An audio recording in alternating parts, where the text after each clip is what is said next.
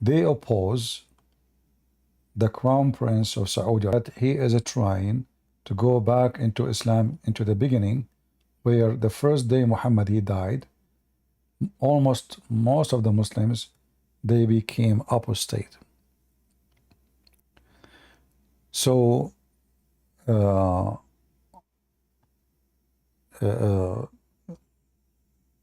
there is a lot of anger inside Saudi Arabia between the religious society. Now, generally speaking, the new generation in Saudi Arabia, but this is in general, not everybody, which means I'm saying not everyone is young, he is not religious no more. No. But generally speaking, the new generation in Saudi Arabia, they don't buy Islam in exchange for a box of matches. Especially females. Especially females. And you know, like Islam ignored females for long.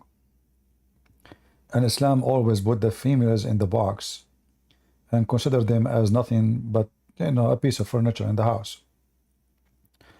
But you know, females are the one who teach their children. They are the first teacher actually in the house. They are the one who have a big influence on their children, more even than the father. Especially those Muslims, you know, he will marry first, second wife, third wife. You don't even remember what the name of the child. You don't even see him. Like, who are you? Oh, I'm your son. My son from who? Oh, Fatima. Ah, okay. What's your name? Oh, okay. So as an example, Osama bin Laden, he have about 60 brothers. 60. So imagine how his father can remember who is who. Like, who is who exactly? They are all from different women's. They don't know each other. Many of them they never even met. The crown prince, sorry, the prince of Dubai. The prince of Dubai. Supposedly this person is a moderate. Like he is, you know, this is Dubai. Already he passed the number 6 wives. For sure, he is not allowed to have more than 4 in the same time, right? So he have 4 in the same time, but total until now he married from 6. And one of them, she ran away, and she was the sister of the king of Jordan.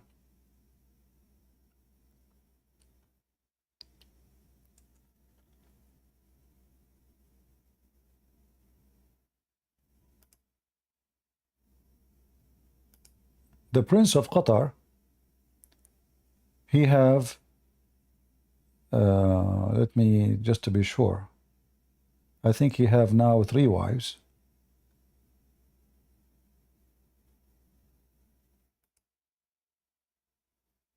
Yeah, I think he have 3 wives.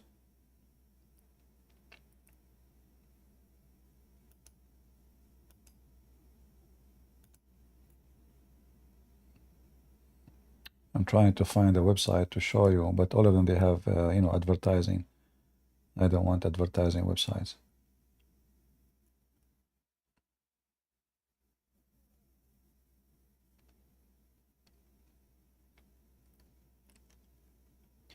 Yeah, anyway, I mean, this is very normal practice in Islam, right? Nothing new. And those are the one who we knows about them. Usually Muslims, they marry always secret wives. You know, they have secret wives.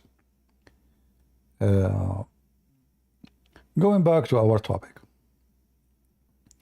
I am in Discord, and if there is any Muslim would like to join us and tell us why Muslim leaders put in Muslim scholars in jail if they are Muslims. Name for me one Muslim country. You see, Muslims, terrorists, they are free in the West. This is the truth. Muslim terrorists who teach terrorism, they are free in, you know, speaker corners, Trafalgar Square, in the heart of London, in Netherlands, in France, everywhere. but they are not free in Muslim countries. Why? Why Muslim terrorists, they flourish in the West and they die in Islamic countries? Any Muslim would like to join us and tell us why?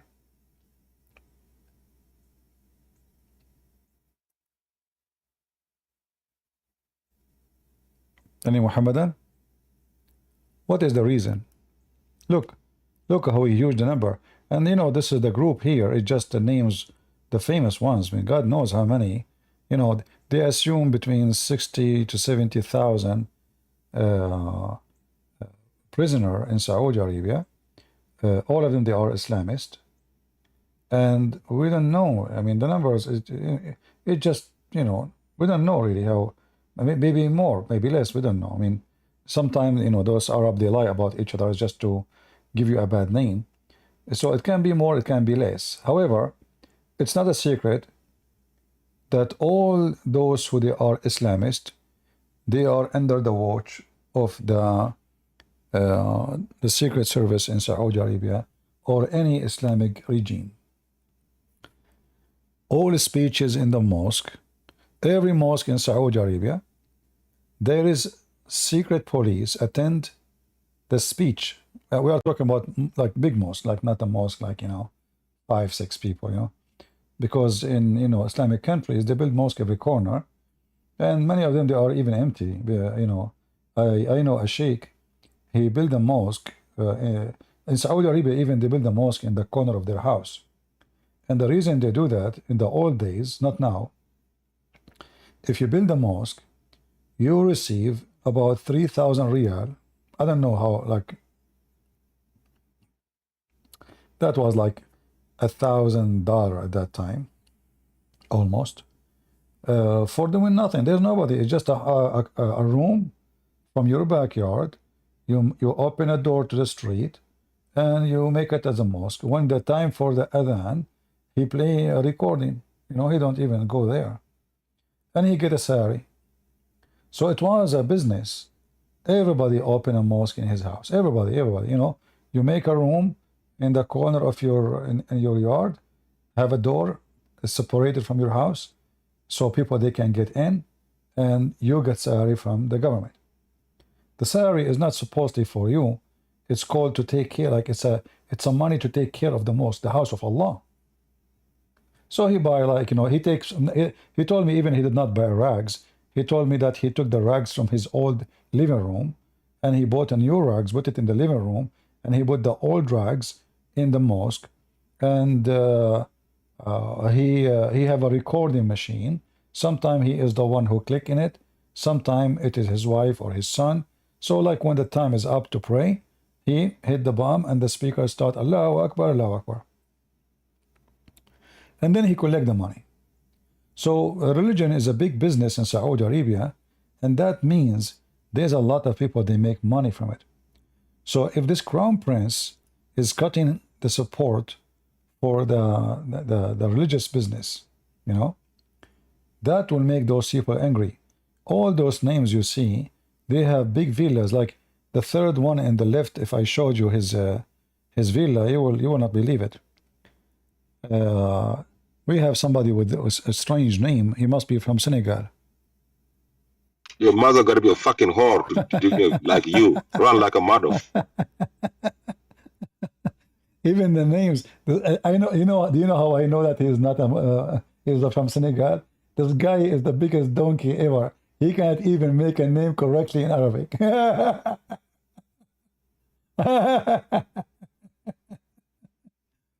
And look how clean their mouth, man. I mean, he's religious. He's religious. He believes in Allah. You know, I mean, he's very religious. I do not need to prove it to you. He's a true Muslim.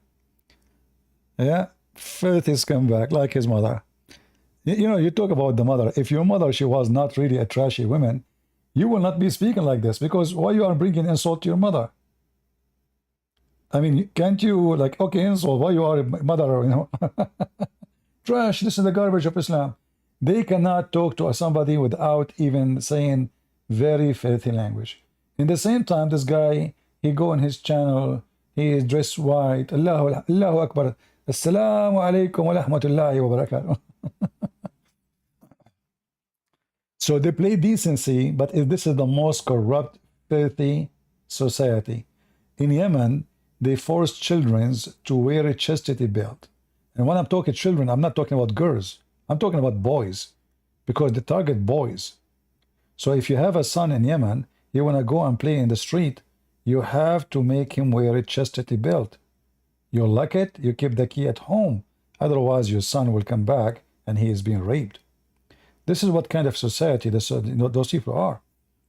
But when you see them, look at them, beard, and they cover their head, and they say we are humble, and like they try to teach you ethic. You listen to this Mufti Mink. I assure you that Mufti Mink is the most corrupt person ever you can imagine.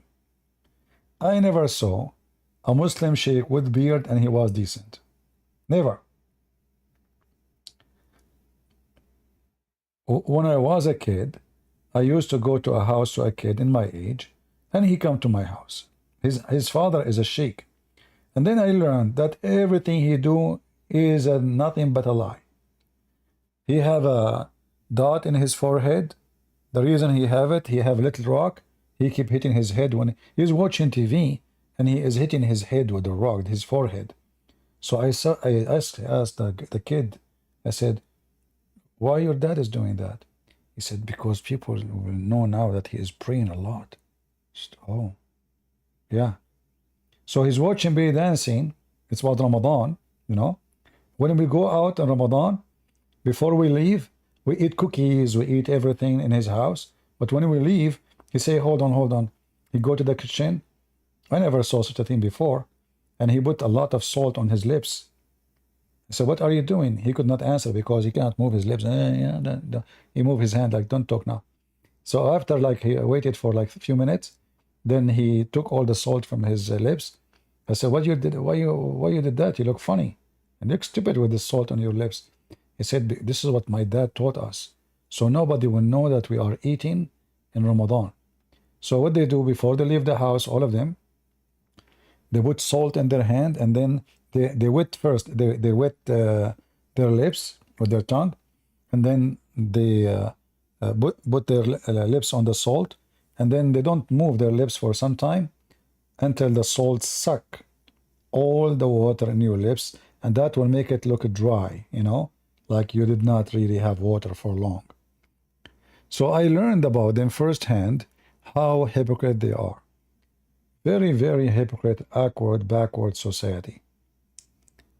His parents actually, they don't allow him to go to any Muslim kids. They allow him only to go to my house because I'm a Christian.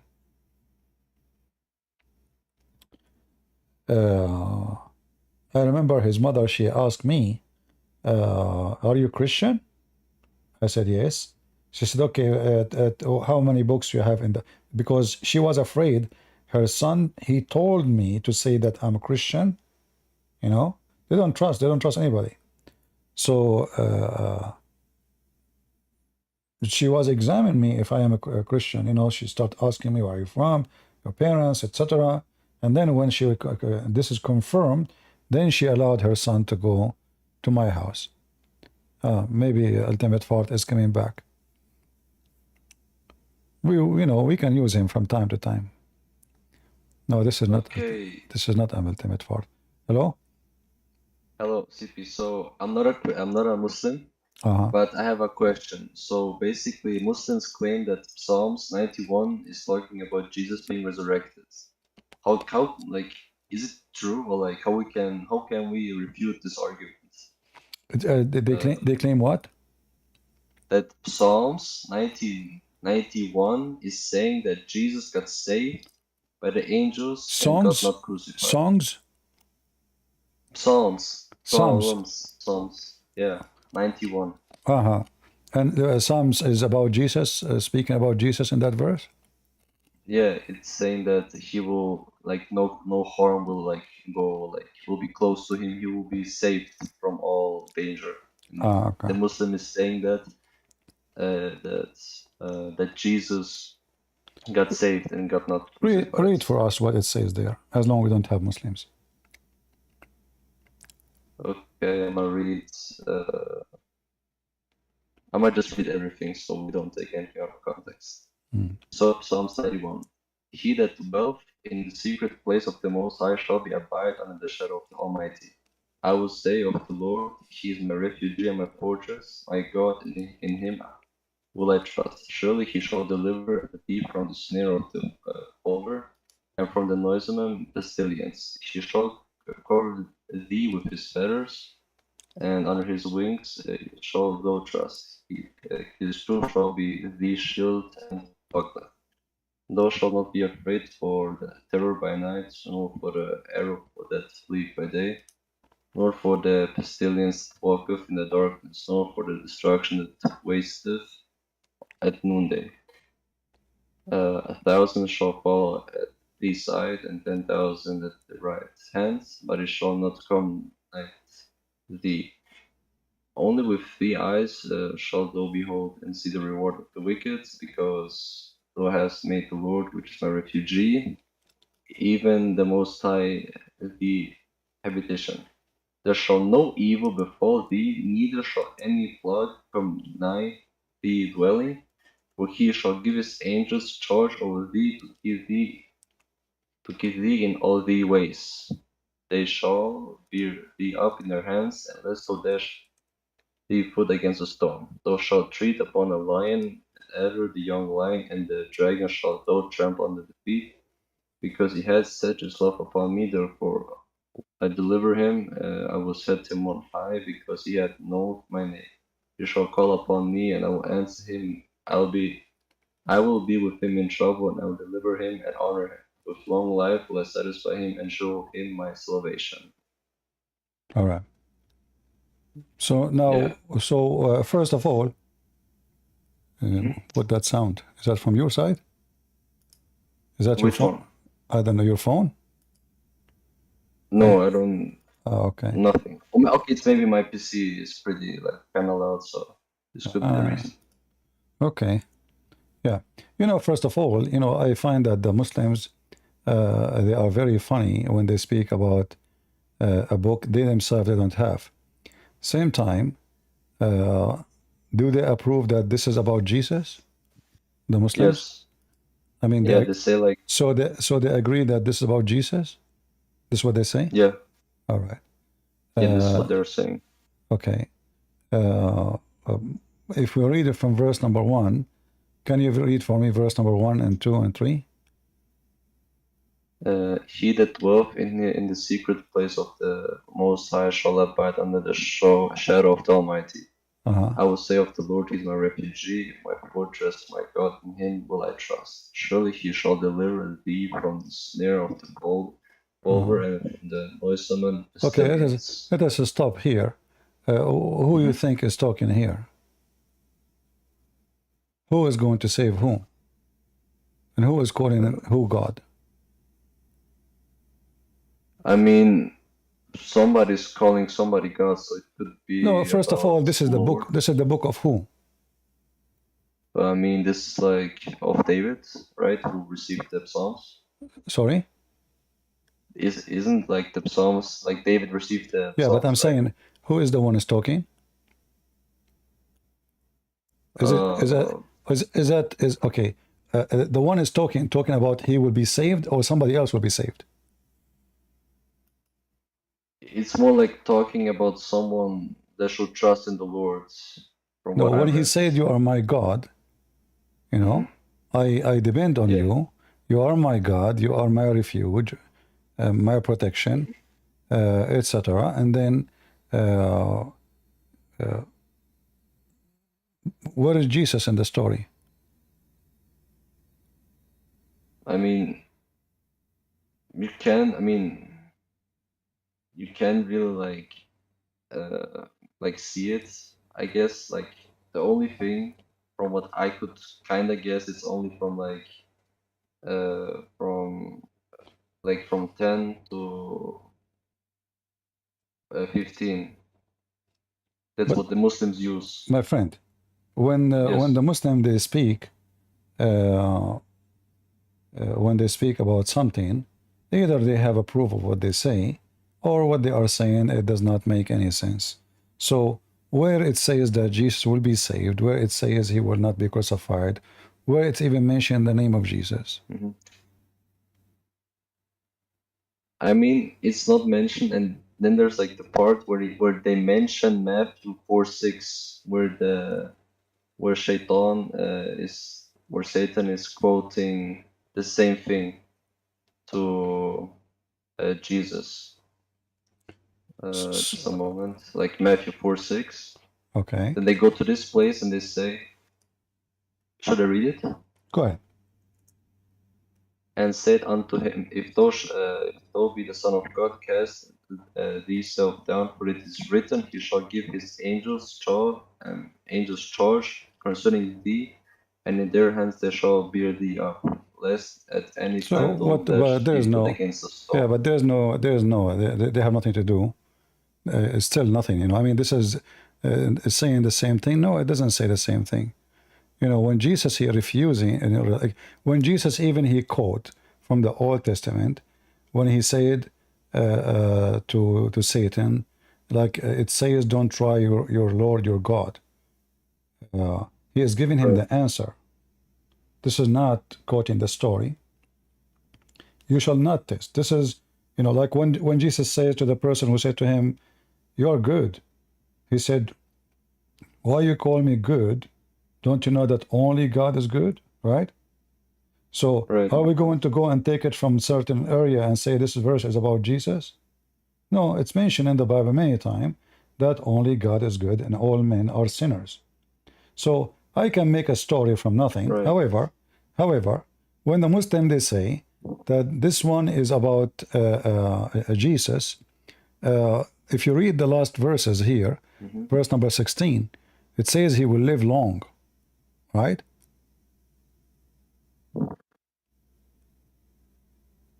In Matthew? No, Or no, like no. Psalms? If you go to Psalm, it says there that he will call me and I will rescue him, right? When he is in bad time, I will be with him, right? Well, okay. Right. Okay. And then I will show him my salvation. Right. Is that Jesus, he needs salvation?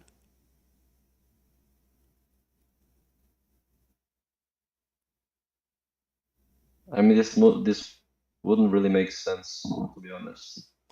No, I'm asking you, do Jesus need salvation? I mean, no, he does not need salvation because he is the salvation. Yeah.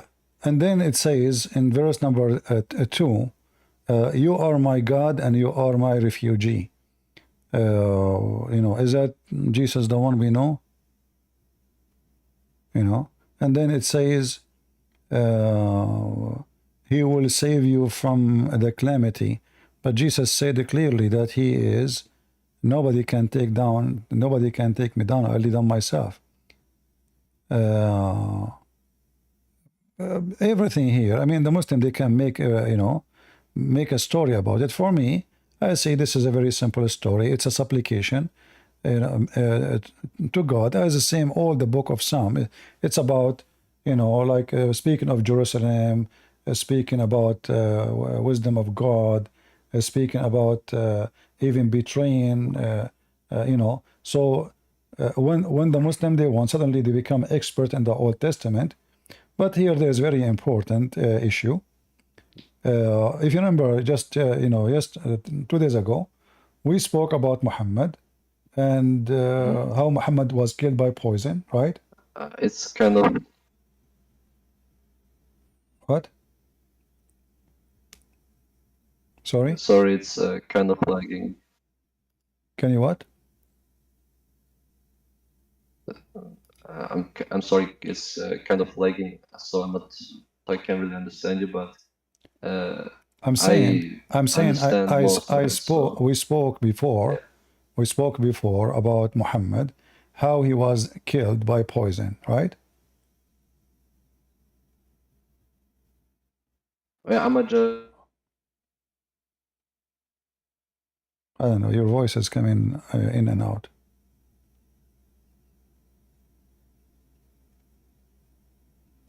Your voice is gone. Are you there?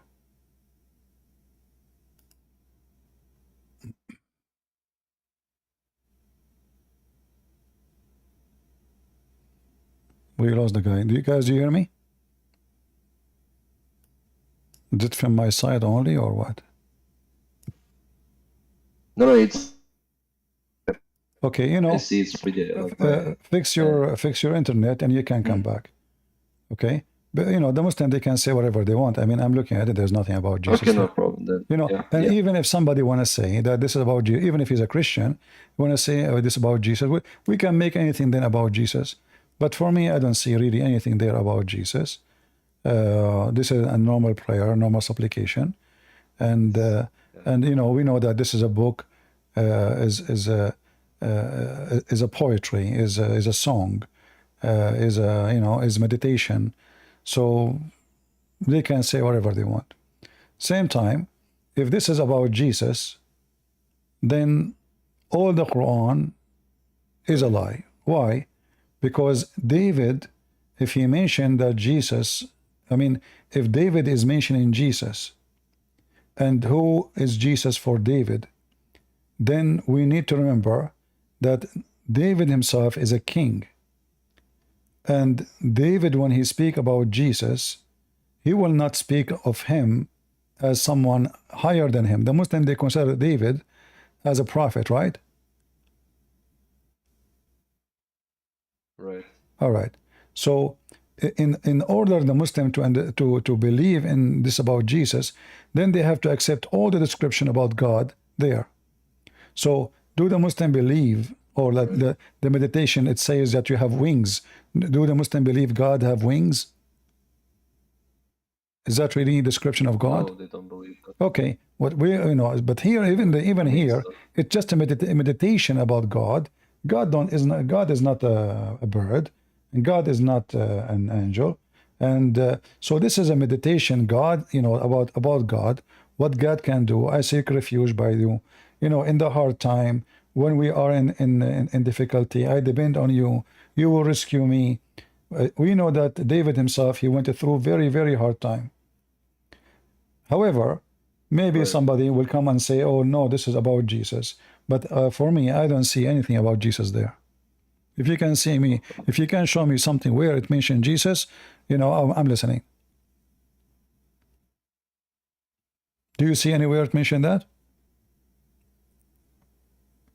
I mean, it does mention it, but then the argument comes where the Muslim says, "But was Jesus in this test in a bad situation?" And then I say yes, and then he would use this argument where he says, "He shall call upon me, and I will answer him, and I will be with him in trouble and deliver him and honor him." Well, we know that David, he came, you know, he went through many wars, and he had many victories, and God, he supported him, right? And then God, he was angry from him again. So you can make this about, we can make it about Muhammad if they want, you know. Why it's not about Muhammad? Because he wasn't raised before he died, right? Yeah, but you know, this is all is their own fiction. For me, I don't see Jesus. You know, in the case of Jesus, who can even harm Jesus? If Jesus don't But nobody want, can. if Jesus don't want anyone to harm it, you know, when Jesus said, "Let your will be done," you know, so there's the will of the Father, the will of the Son. The will of the Son, the Son is always obedience to the Father. So if there is no harm will happen to Jesus, so Jesus he agreed with the Father that the cross is coming, let your will be done. And then Jesus said to his disciple, you will do this, you will deny me, you will reject me, you will, correct? So Jesus, he knew. Don't we know that Jesus in the last supper, he said, he broke the bread, he said, this is my body will be broken for you. I mean, yeah, it also. Okay, so does Jesus predict that he will be saved, or his body will be broken? Well, his body will be broken. And his blood, and this is my blood, correct? Will be shed for you. Yes. So Jesus Yeah, it confirmed. was. Yeah, so Jesus confirmed what happened to him. So when the Muslim they say, let us go to the Old Testament. Well, David was not in the time of Jesus. Same time, we have Jesus himself speaking of himself, what will happen to him. So they can go and manipulate whatever they want, and they can claim as they wish. But obviously there's no name of Jesus, and Jesus said it clearly that he will be crucified.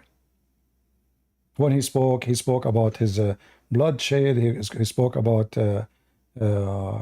coming back. He spoke about we have in the First John, Fourth John.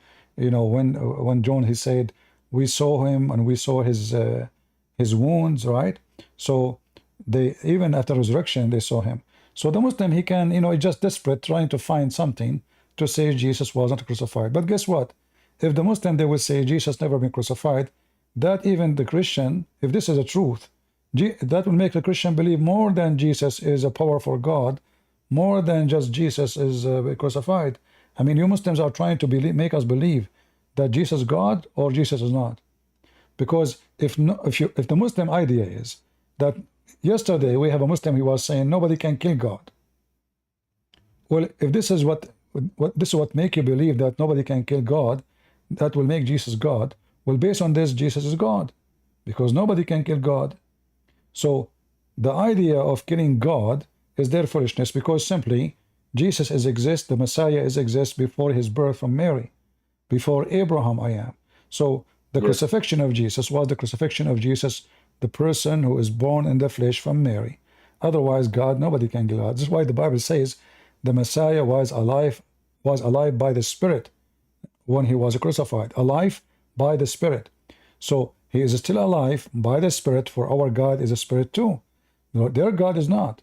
So nobody can kill God. I agree with that. Jesus, they killed the flesh, and that is the Messiah. It's not like different person. No, it's the same person, but still God is always living God, and God always is alive. So even when Jesus was in the flesh is, when we say resurrection, even for a human being, resurrection is reuniting the soul, the spirit with the flesh, correct? Right. It's connected, yeah. Yeah, so even a human being, when he die, his body die, but his soul never die. Soul will never die. Even the evil one, doesn't matter. The evil and the good, their soul will never die. So in the day of resurrection, they will be reunited. If this is the case for a normal human being, so how is it for Jesus then? So let us assume that Jesus is just a normal human being, and they killed the flesh. Still, the soul of Christ or the Spirit of Christ is alive.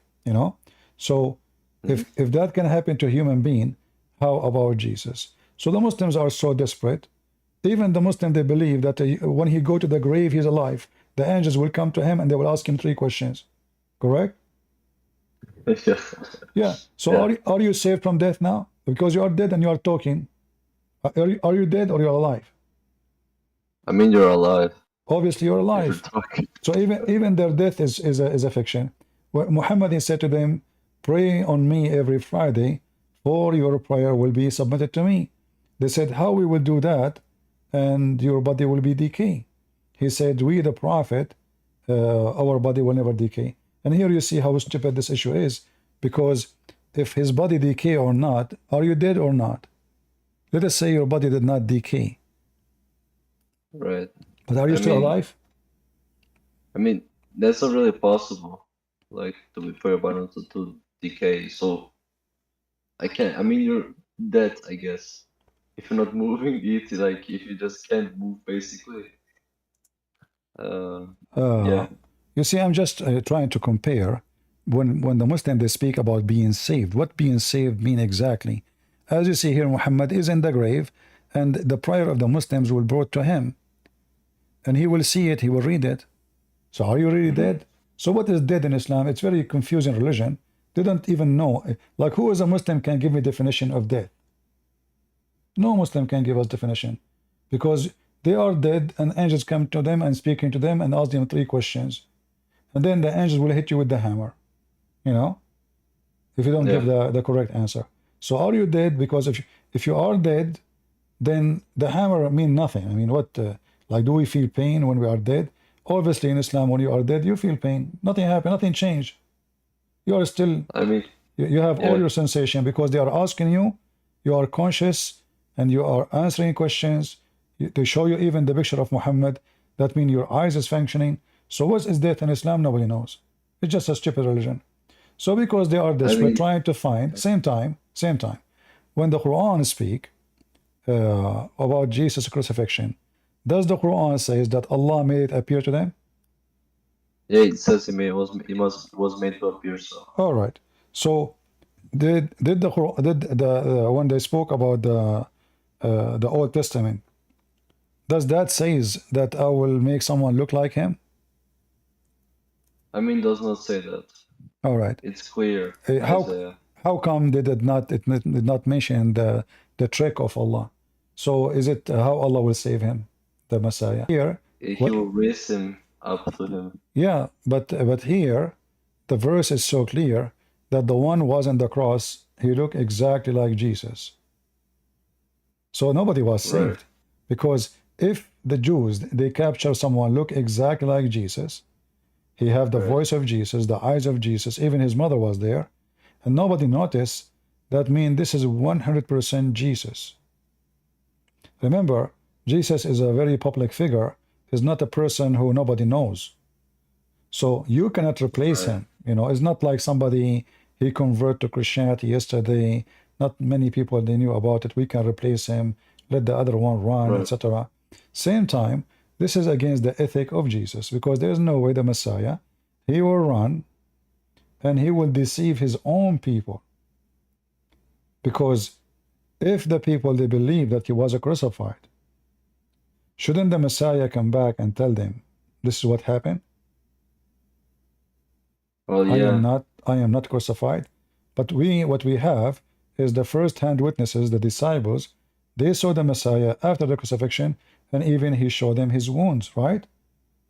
Yes. Yeah, like one of the disciples, he did not believe, that this is him. He says, bless those who believe and did not see.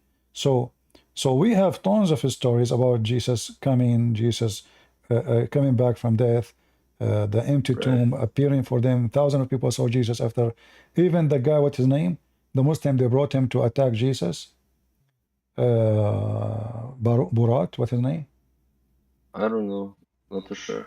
Never read the Quran. The one Mimi Hijab, he brought him to attack Christianity. I forgot his name. He's an atheist. Borat Harman. Oh, Borat Harman. Yeah, I call him Borat Harman. Even this guy, when he have an interview with David Wood, if you remember, David Wood, you can search it. Ask him a question. Did the disciples saw Jesus after the crucifixion? Even this has come back, he said yes. And here you see that Borat, he had mental illness. How he denied that Jesus is God, and then he agreed that Jesus was really crucified, and then Jesus come back from death. So this wouldn't really make sense. Yeah, he agreed. You can watch it. It's in the channel of David Wood. So he asked him this question: did the disciples saw? I remember I made a video about it actually. Did the disciples saw Jesus after the crucifixion again? He said yes. Right. And he confirmed that the Messiah was killed. Yes. So if the Messiah is nobody, and he is an atheist, and you don't believe the Messiah is God, then how the stupid idiot he believed that the Messiah came back from death? Is that something everybody can do? No. Nobody can do that. So, the Muslims, we need to understand that the Muslims are so desperate to find anything to say that this is, here we go. It says, I'm going to take you to me. And, when a Muslim, he tried to explain anything about anything in the book, the first thing we need to ask them, how come such a phrase about taking Jesus up to heaven is not in your Quran, in the book of David? Why David is not mentioned in the Quran, saying such a thing? Shouldn't this appear in the Quran too? How such an important thing is not in the Quran? Because I don't apparently believe in the Psalms we have. They believe in their Psalms. They don't have According it. to the, What they don't, they don't, what theirs, they don't have. They don't have I mean, anything. it's like the same thing when they say like the Injil. We don't have the true Injil. Like that's No, their like. no, the Injil is the book of Jesus, of Isa, for them. This is not about David or anyone, So the Muslim, they have names in their book, but we cannot find anything. Like what we see about Solomon is just speaking to the ants, Very silly. Right. I mean, well, but what Suleiman, he taught nothing. What Suleiman, he brought nothing. What Suleiman, he did nothing, Speaking to the ant, he have an army, he have a flying carpet, who is Suleiman? What he did exactly? Nothing. Right. Yeah. So the Muslim, they can come with any conclusion they wish, and we can laugh at it. Yeah. But like, if I am you, if a Muslim, he asks you, next time he asks you, it says, can you show me where it says Jesus? How you know this is about Jesus? Where? But then he will like quote like Matthew 4:6. Yeah, Matthew 4:6, and what? Yeah, the Satan is telling Jesus to do so because but Jesus, he gave him all the answers to refute him. He is giving an answer to refute him about what the right thing to do. And Jesus himself, like when he said to him, if you are the Son of God, cast yourself down. So the Muslim then, do they agree with Matthew 4:6? Well, okay. By that sense, yeah, they would agree. Because there it says, if you are the Son of God, that means Satan, he confirmed that he knew that Jesus is the Son of God, right? Well, yeah. Yeah. And here it says, throw yourself down. Does it there say in the book of Psalm, you will throw yourself from high building and I will take you? No, I mean, it does not say that, but okay. It says like... And did Jesus throw himself? No, he did not. Okay. So God will save him from what? Because that verse there, if they are talking about God will save him, that means he threw himself. Well, to that sense, yes, but in the Psalms it says like, if you call upon me, like even in the... I know. If you call upon me, but how they can connect Matthew 4:6 if that they are speaking about throw yourself down? Does it say down? Yeah, it says down. Okay, and then who is going to take you? The angels, right? Yes. Okay. Apparently. If there's anywhere in Psalm in that it says that if you throw yourself down, I will send the angels to carry you.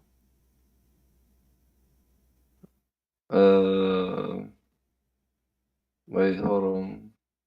Why it says here, for shall he give his angels charge over thee to keep thee in all ways? In like Psalms 11. Yeah, but there's nowhere there. It says, you see, it says no disease will enter your house, your dwelling. Okay, that Jesus is the healer. What disease? Yeah, okay. Yeah. And then he will ask his angels to take care of you. Well, the angels are taking care of Jesus, or Jesus is taking care of the angels. Who is the God of the angels? Jesus command the angels, not the opposite. And then they will carry you in their hands. Well, did Jesus throw himself so he will not fall down? Well, he didn't throw himself down. No. Okay. I mean, this is anyway. I mean, I'm not knowledgeable. And then he says, and it says that in verse number 4. Can you read for me verse number 14? It says, because he had set his love upon me, therefore I will deliver him. I will set him on high, because he hath known my name. He acknowledged my name, right? Yes. Yeah. Yeah. But Jesus says, me and the Father is one. What acknowledge my name? Yeah. Okay, this makes even less sense. Yeah. And then I will make him live for long. Jesus says, before Abraham I am. I mean, yeah. What? I I mean, mean, now every verse is easy to to refute. Jesus says, "I was with your father before the world was." Right. right, yes. So what I will give him? I will make him live for long. What? How long? I mean, I was with your father before the world was. I mean, yeah, This is now it makes more sense. yeah. So I mean, this is a Muslim joke. Anyway, we have Amina. Thank you, my friend. Thank Okay. you for joining. Okay, thank you. Thank you for time. Thank you. All right, Amina. How are you doing, Amina?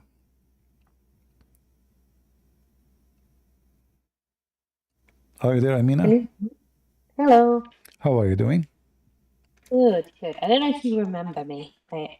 I'm not I sure. Remind me spoke of to you. yourself. We chatted like I think about a month or so ago, maybe even 2 months ago, and you kind of helped me realize some stuff about Islam. And one of the topics we talked about was female genital mutilation, Yeah. and like Okay. yeah, Okay. cool, cool. And you are an ex-Muslim now, right? Or not Hmm. yet? Yes, yes. Yeah, Did yeah. you did you leave Islam when we talk, or now you decide to leave Islam? I forgot. No, I did. I did at Oh, that okay. time. I mean, you helped me kind of realize some stuff. I was already having doubts and stuff, so one could say I already had, but I just didn't want to admit it. Um, Oh, okay. but I'm trying to remember because I apologize.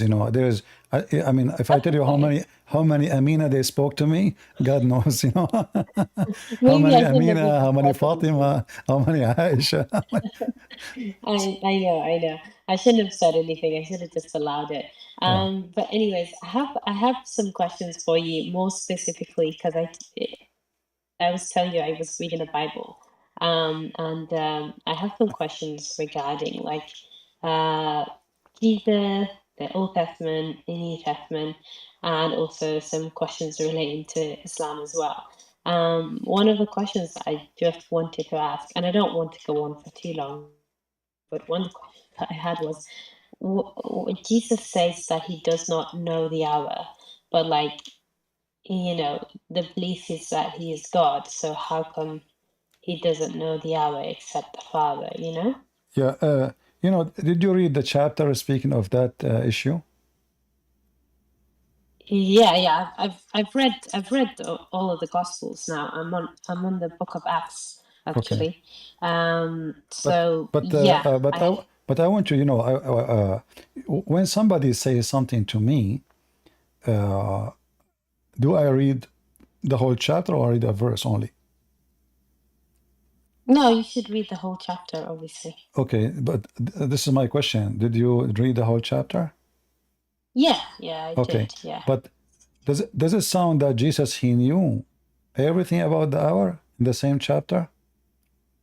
yeah. In that, he kind of tells us that things will happen. Like he kind of tells us what will happen. So Um, so we have a conclusion there. It's so clear that Jesus he knew everything until the hour, but that hour is not his job. So the Muslims, when they go and they say, how come Jesus do not know the hour? The easiest answer for me, your God do not know the hour, not you, I mean Muslims. Because Allah in the Quran is an example. He says, that is اقتربت الساعة وانشق القمر. The judgment day is near, almost in the corner, and the moon split. So splitting the moon was a sign of the day of judgment. And it was false because simply there is no moon split and no judgment day is near. And that was 1400 years ago. And Muhammad, he made many prophecies, all of them, they never come to be true about the judgment day.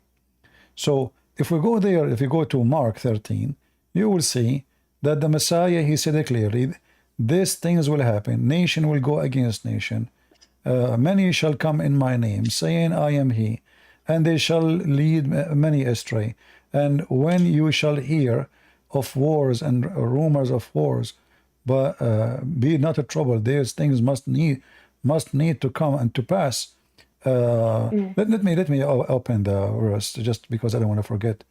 I don't want to You know, yeah. But the point is, if Jesus do not know, then Muslim they should say Jesus don't know anything about the hour. But this is not what Jesus said. Jesus says the hour, which means the announcement of the hour. It's not my job.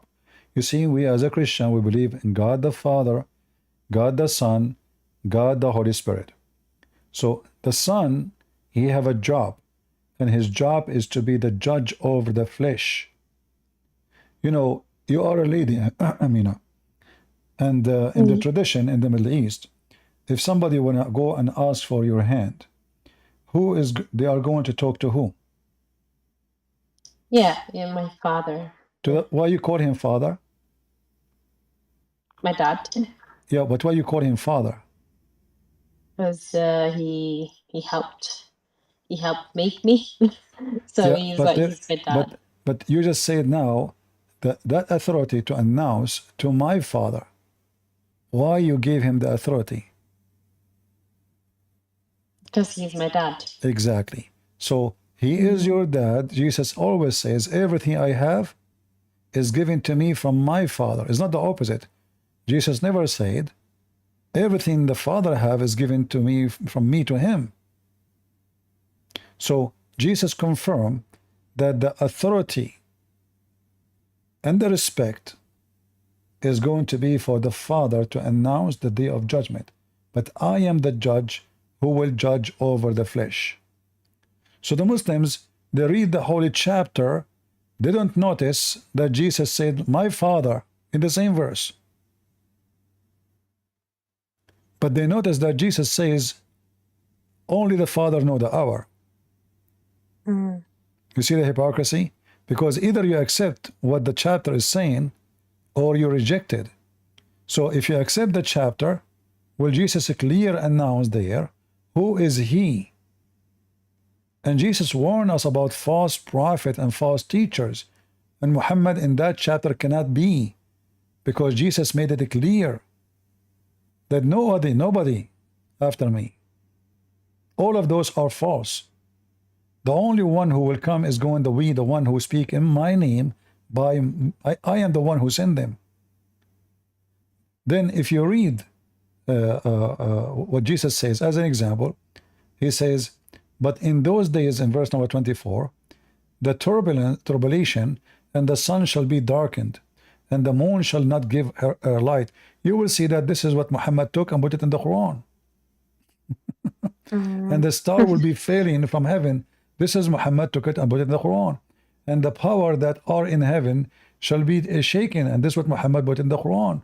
And then shall see the Son of Man coming in the cloud with a great power and a glory.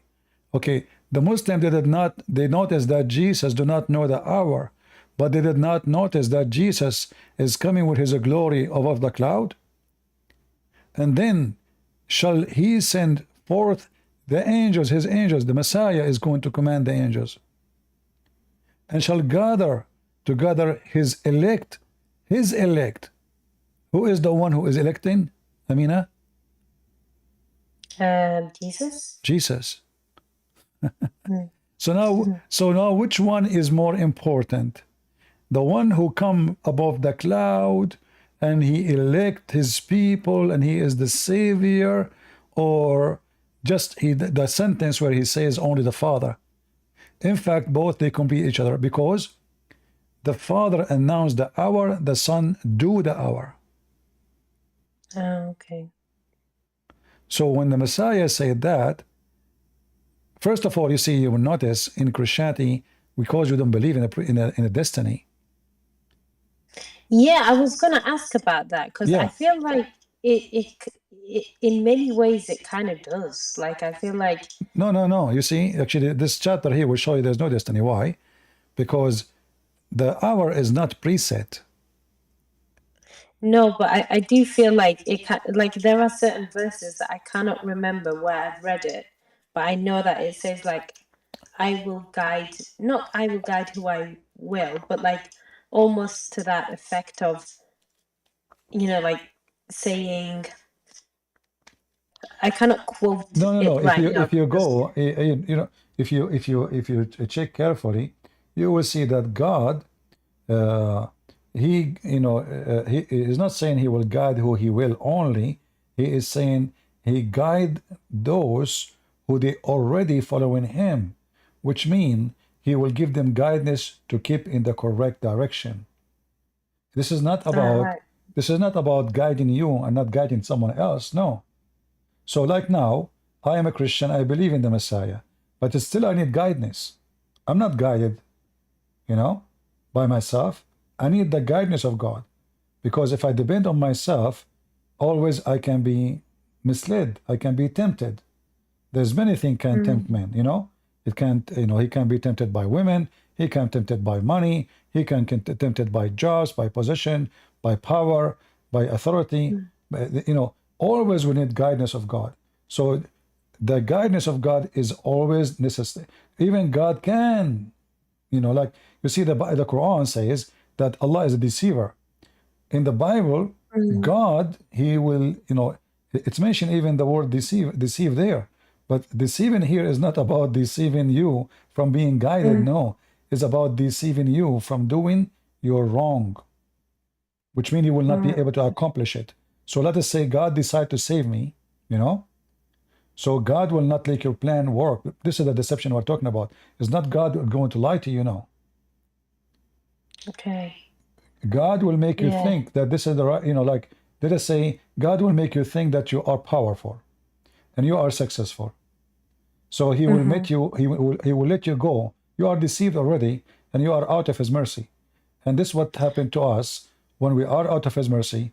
We feel we are strong and then we keep walking and then we find ourselves in the quicksand. So when we speak about the Bible is about there is people who God guide them, save them from the quicksand, and there is people who God don't tell them there is a quicksand because already they decide to be his enemy. Who knows? Like, Who knows what is inside my heart better than God? Nobody. Right? So the Old Testament clearly says, peace for those who love peace, and no peace for the wicked man, the Lord said. So if you are a wicked person, we know that the Christian, they keep saying Christianity is about peace, right? Peace, peace, peace. So what does that mean?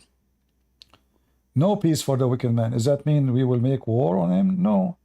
He will never have peace in his heart, for he's wicked. His wickedness is his enemy. His deception is his wickedness is a deception. I was going to ask about just following on from that, like this whole idea of many people will call on my name, like many people will call on my name, but that doesn't mean they're believers, or to that effect. Again, I'm paraphrasing and I can't really quite remember, but I know kind of like what it's trying to say. When the Messiah, I'm just wondering, like, yeah, how do we know we're going to heaven? Like, I feel like it's still the same as Islam, almost like you gotta wait till the day of judgment to figure it. Like, if I die right now, or if somebody were to die right now, where do they go? Do they go to heaven, or do they go to purgatory? Like, where do they you go? will not go anywhere, because death, in the stage of death, death is a let us say is an era of like silence. There's nothing. Then when the day of resurrection come, all people will be resurrected, not only one or two, all people. However, the same chapter you mentioned to me about the day, the hour, it's mentioned that the Son of God, he will come with the glory of his angels over the cloud, and he will take his very elect. So we believe that there is something called rapture. So God will take his elect, and those are the people who he elected them because they elected him. So those people will be saved first, and they will be taken to heaven, and then the rest is the one who is going to stay for the day of judgment. So we when we die, we don't go anywhere. We just Your it's just a soul, period of you time. know, we believe that the soul never die. The soul Okay. never die. The body die. Resurrection Yeah. is reuniting the body and the soul together, and then you will become the normal Okay. person which you used to be. And then, So what yeah. where do you go? Like if I were to die, like right now, where would I go? Like where would my soul go? Well, you know, I can't really tell you where your soul goes. It might, you know, I mean, I can't talk of something I don't know. But Mhm. as long soul is a spirit, we can be exist by a spirit, but I cannot tell you something never happened to me. You know, I mean, how can I explain it to Mm. you? But what we know that Is there resurrection, no biblical explanation for that? Is there no you nothing know, to that? we can find some verses in the Bible, but still, I mean, like for you, because the way I'm looking at your, I'm listening to your tone, your voice, you're Mm. like you're trying to find a confirmation about what will happen to us. Yeah. Yeah, the soul, the spirit, nothing, no harm can happen to it. The soul will be preserved, the body will be destroyed. Uh, Jesus mentioned something very important. He says, don't be afraid of the one who destroy your flesh, but the one who destroy your soul. The destruction of the soul is not death, is your soul will go to hell. Mm. All right? So it's possible, I cannot speak for God, it's possible that soul of the wicked person, even though it's not judgment day yet, it might be thrown into hell until the day of judgment. And could it be possible that the soul, like for example, of this, I don't know because I know that there are different denominations of No, Christianity, no, and then we don't care for like domination here. This is not about domination. You no see, no no no, I anything know. is not in the Bible is not biblical. As simple that. So only the Bible is our judge, is not a priest. Yeah, so even including like Peter and John and what have you, those people that have died all those thousands of years ago, are they still not in heaven? Are they still waiting for the rapture, like you said? Are You they know, still like waiting for? the New Testament speak about many saints. They've been resurrected when Jesus was resurrected. So it is possible that the Lord he resurrect them. We do not know. Mm. It's possible that he take them to him. We don't know. Uh, but what we know that every human being, every one of us, he made decision, and based on his decision, his location will be. It's not even God actually in Christianity. It's not God who decide for you where you will be. It's you, Mm. because it's you who decided where to be, and it's not like in Islam like predestiny, and then you know before even you are created, everything is written for you. You will be in hell or in heaven. No, it is you Yeah, who decide yeah, where you will be. And then that's why I say a believer will not be worried about what will happen to him as you are asking. Because if I am granted salvation, because if I believe in, for I believe in Jesus, all those questions will not mean anything to me about what will happen to my soul, what will happen to me. I mean, I'm promised to be to heaven. yeah. No, I get why someone like you who's pretty strong and quite knowledgeable about their faith wouldn't. I think it's just one of those things that I guess you can maybe understand and have compassion for people that are coming from different faiths, like for example, like me, for example, like Islam, where death is explicitly talked about, and we kind of fear that, and we fear hell, and we want to go to Jannah and what have you. Um, so I understand why you wouldn't, but I guess you can maybe appreciate why someone in my position would, No, I because understand. No, I'm not, yeah. you know, I'm not saying you should not. But, you know, the Bible Mm, says it clearly, like it's everything goes back to God. So when a person he die, he's created from what? From dust, right? So dust will go back to dust, and soul will go back to God. For who is the one who gives soul? God. The soul is the power of life, and God himself is life. So when God he breathed into Adam, he breathed what? He breathed life. So every soul will go back to God. So where God where he have the soul, I don't know. I mean, there is like a place, but as an example, if we go, I think I can find a verse. I think it's 12:7. Which book? I forgot the name.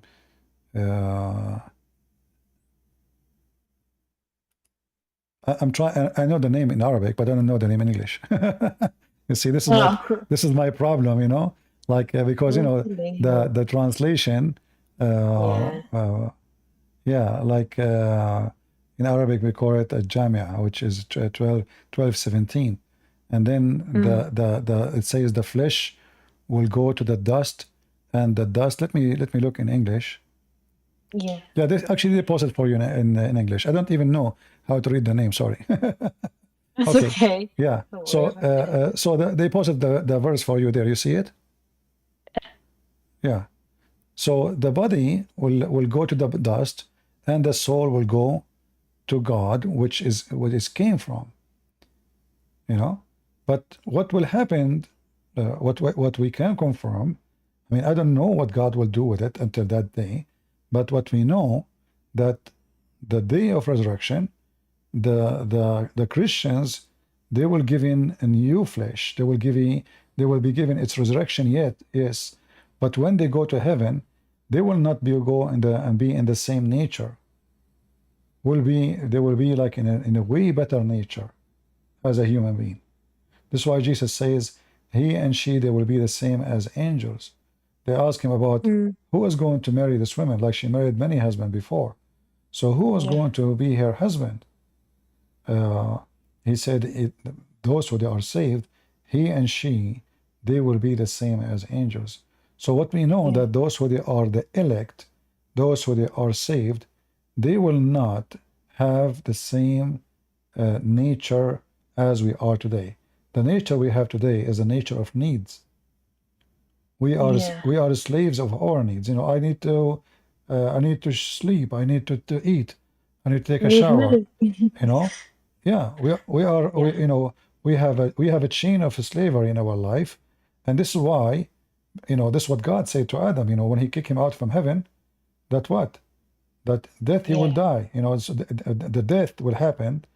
Is not only death of the flesh, is death of pain, illness, sickness, hunger, you know, suffering.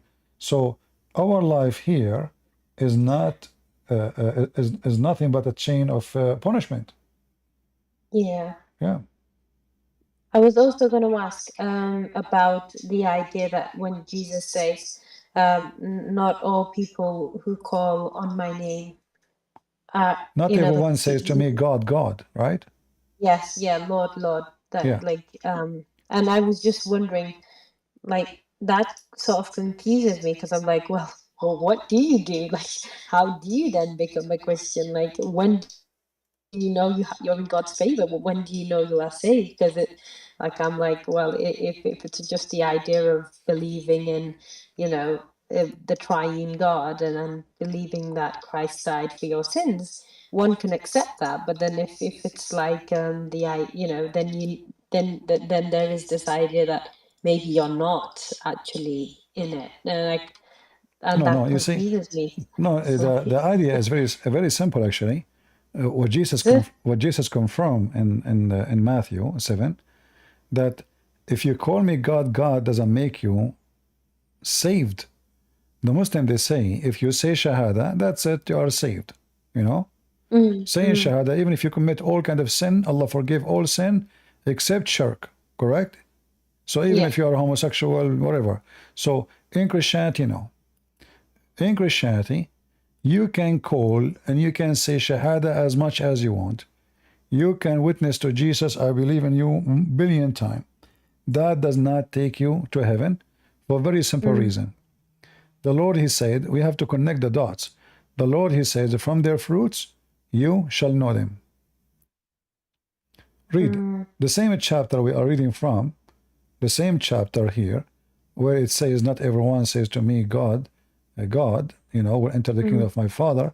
The same chapter saying that the tree, the good tree will give good fruits. So if I am claiming to be a tree belong to Jesus, then I should be giving good fruits. Here verse number 19 says, every tree that bringeth not forth good fruit is hewn down and cast into the fire. You see it? So being claiming to be Christian, but your fruit is ugly, that is a proof that you are a false person and you never been Christian for a second. Right. Okay. This is why he said, wherefore by their fruits you shall know them. Right. You So mean now, like fruit? yeah. But just to complete the idea, so now we will connect. Not everyone says to me, Lord, Lord, will enter the kingdom of my Father, but the one who do His will. So now, the test of who is going to go to heaven and who is not someone saying the word God, God 1,000 times a day. It is someone who do the fruits, because Jesus said to us, be perfect like your Father. Christianity asks us to do the perfection, even though we are not. But Jesus, He wanted us to give the best we can so we can be people who deserve. He's not asking you to be, He knows that you are not God. You will not be. He knew that, there's things that is impossible for you. But He knew your heart. He knew if you are doing your best from your heart or you don't care. Yeah. So here, and actually you mentioned to me that Christianity sound like agree with destiny. No, because as you see, if it's destiny, then there is no need for this verse. Not everyone says to me, Lord, Lord, shall enter into the kingdom of heaven, but the one who do the will of my Father, which is in heaven. So there's two choices, your will or the will of the Father. My will, my will is to be rich, to have, have fun, go party, drink, sleep around, people praise me, authority, maybe to be a king. I have many dreams, so my will. So either your will or the will of the Father. By choosing the will of the Father, you made a choice. So it's not destiny. You can't find the word destiny in the Bible, but destiny in the Bible does not mean predestiny for you to do things. No. As an example, someone is a Christian, he would say to you, well, isn't it God, He chosen Adam? Yeah, God had chosen Adam. God had chose to create Adam. Was a choice, right? So this is the first man, was the first choice of God. But did Adam commit sin? Yeah, He did. Did God say to Adam, go commit sin? Or He said, don't? No, He said don't. See? So Adam, from the beginning, from the first day, so let us say we are struggling because of the free will. The free will, because of free will, bring justice. Why you want to punish? Why you want to punish me if I have no free will to do or not to do? Yeah, see, that's one thing I never understood about Islam. Is like I know like I'm on earth here, but then like if something happens to me, it's like that's the qadar of Allah. It's His will. And so it's kind of like sometimes you're like, is it me or is it Allah? Is it me or is it Allah? Yeah, you see, when I do this this is a bring a disaster to the human being. Because now Muhammad, he said that if a person he commit fornication, it was Allah, you know, destiny. So that will make that will make me fornicate more, because anything I do now, I say, you know what, this is you know, this is what Allah wrote for me. I have to do it anyway, you know.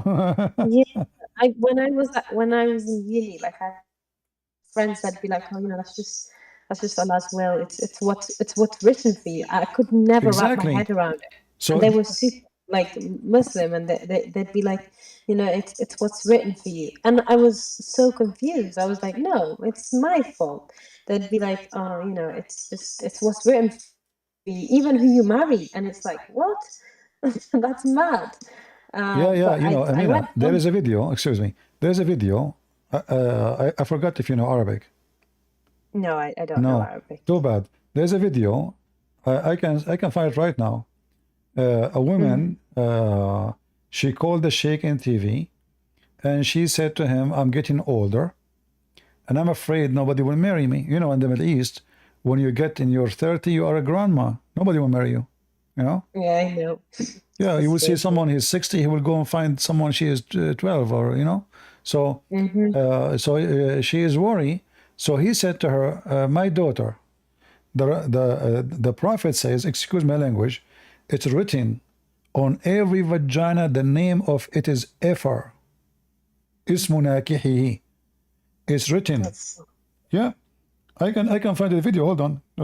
Even though it's in no, Arabic. that's mad. Yeah. So Okay, but imagine it's written the name. The Muslim, they say, oh, here we go. Somebody post it in Discord. Somebody post it. Yeah. The name of the person who will boom the women. So he said to her, don't worry. If it's written for you that somebody will sleep with you, he will sleep with you. Allah wrote it there. Where? In her vagina. So this is the logic this Muhammadan religion bring. In Christianity, we don't have such a thing. Even though some people, by the way, from the pagan time, they like the idea of destiny, because the idea of destiny bring comfort. You know, bring comfort to your sin. So I can sin and I say, you know, God made it happen. You know what? Like, can I? You know, this remind me of a Middle Eastern actor. He wanna convince the public. He was like a governor, so he wanna convince the government that building a dam is against God. So he said, rain come from Allah, come to the ground. In the ground made a flooding come to us. Flooding is a punishment. Are you trying to stop the punishment of Allah, you kuffar? People got scared. Nobody want to have the dam no more. wow. Okay, Yeah. that's So now those poor people now, oh no, we cannot stop the punishment of Allah. Are you going to stop? Like, do you think you can stop the punishment of Allah, like what happened to Noah? Do you think Noah can build a dam? You know. So here I can play with the religion to manipulate the idea of sin and make people feel subdued to something. So now, if the ruler, and this is help usually rulers who they are unjust, like in the Bible, you know, a priest, he might come and says, the Bible says that rulers are chosen by God. That is not really what the Bible says. The Bible says that we should obey the rulers, and the reason for that, because simply if we don't, what will happen? Chaos in the earth. And we are not coming to spread chaos and chaos between people. No, this is not. And if God, he chose them, God, he chose leaders to be kings, but God did not just choose them to be wicked. So we can say, well, if God don't want this king to be a king, for sure he can stop him. I accept the idea. Yes, God can change that. But still, God did not hire a wicked man. And I will give you an example. We have the story of John the Baptist. yeah. John the Baptist, in his time, the ruler, who is a Roman, who he claimed to be a Jew, he took a woman, she is not lawful for him. He's a king. Yeah, he's a king. And now I can say, well, you know what? All kings are chosen by God. Otherwise, why they are kings? God will replace them. Yeah. John the Baptist, he stood against his decision, and he said to him, this woman is not lawful for you. The consequence of that, he lost his head. He cut his head. Yeah. So if kings are chosen by God, there's no way John the Baptist will stand against a king. So anyone can manipulate, let us say, any book of any religion. And this is exactly what Muhammad did. Muhammad, he wanted them to be obedience and subdued and not to think. So now if you do something, it's Allah. If you kill somebody, it's Allah. The Prophet, he commanded us, it's Allah. Anything happened to you, it's Allah. Your wife, she left you, it's Allah.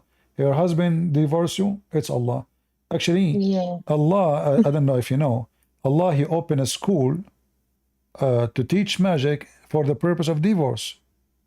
You know that? No. No? Oh, I don't know that. Okay. Yeah, because I have a degree in law, and this is why I went there. Wow. Yeah. So you will find the Quran speak about a legend actually, and Muhammad, as usual, he is an ear. He take any story. You never heard of the angel Harut and Marut? Don't think so, no. Harut and Marut. So those two angels, Allah, he sent them down from heaven into the Babylonian tower, and they open a school of Harry Potter to teach magic. And when they teach magic, before you sign into the class, they make you sign a disclaimer. So they will not teach a thing till they had said, we are only for a trial, so disbelieve not, by learning this magic between brackets from us.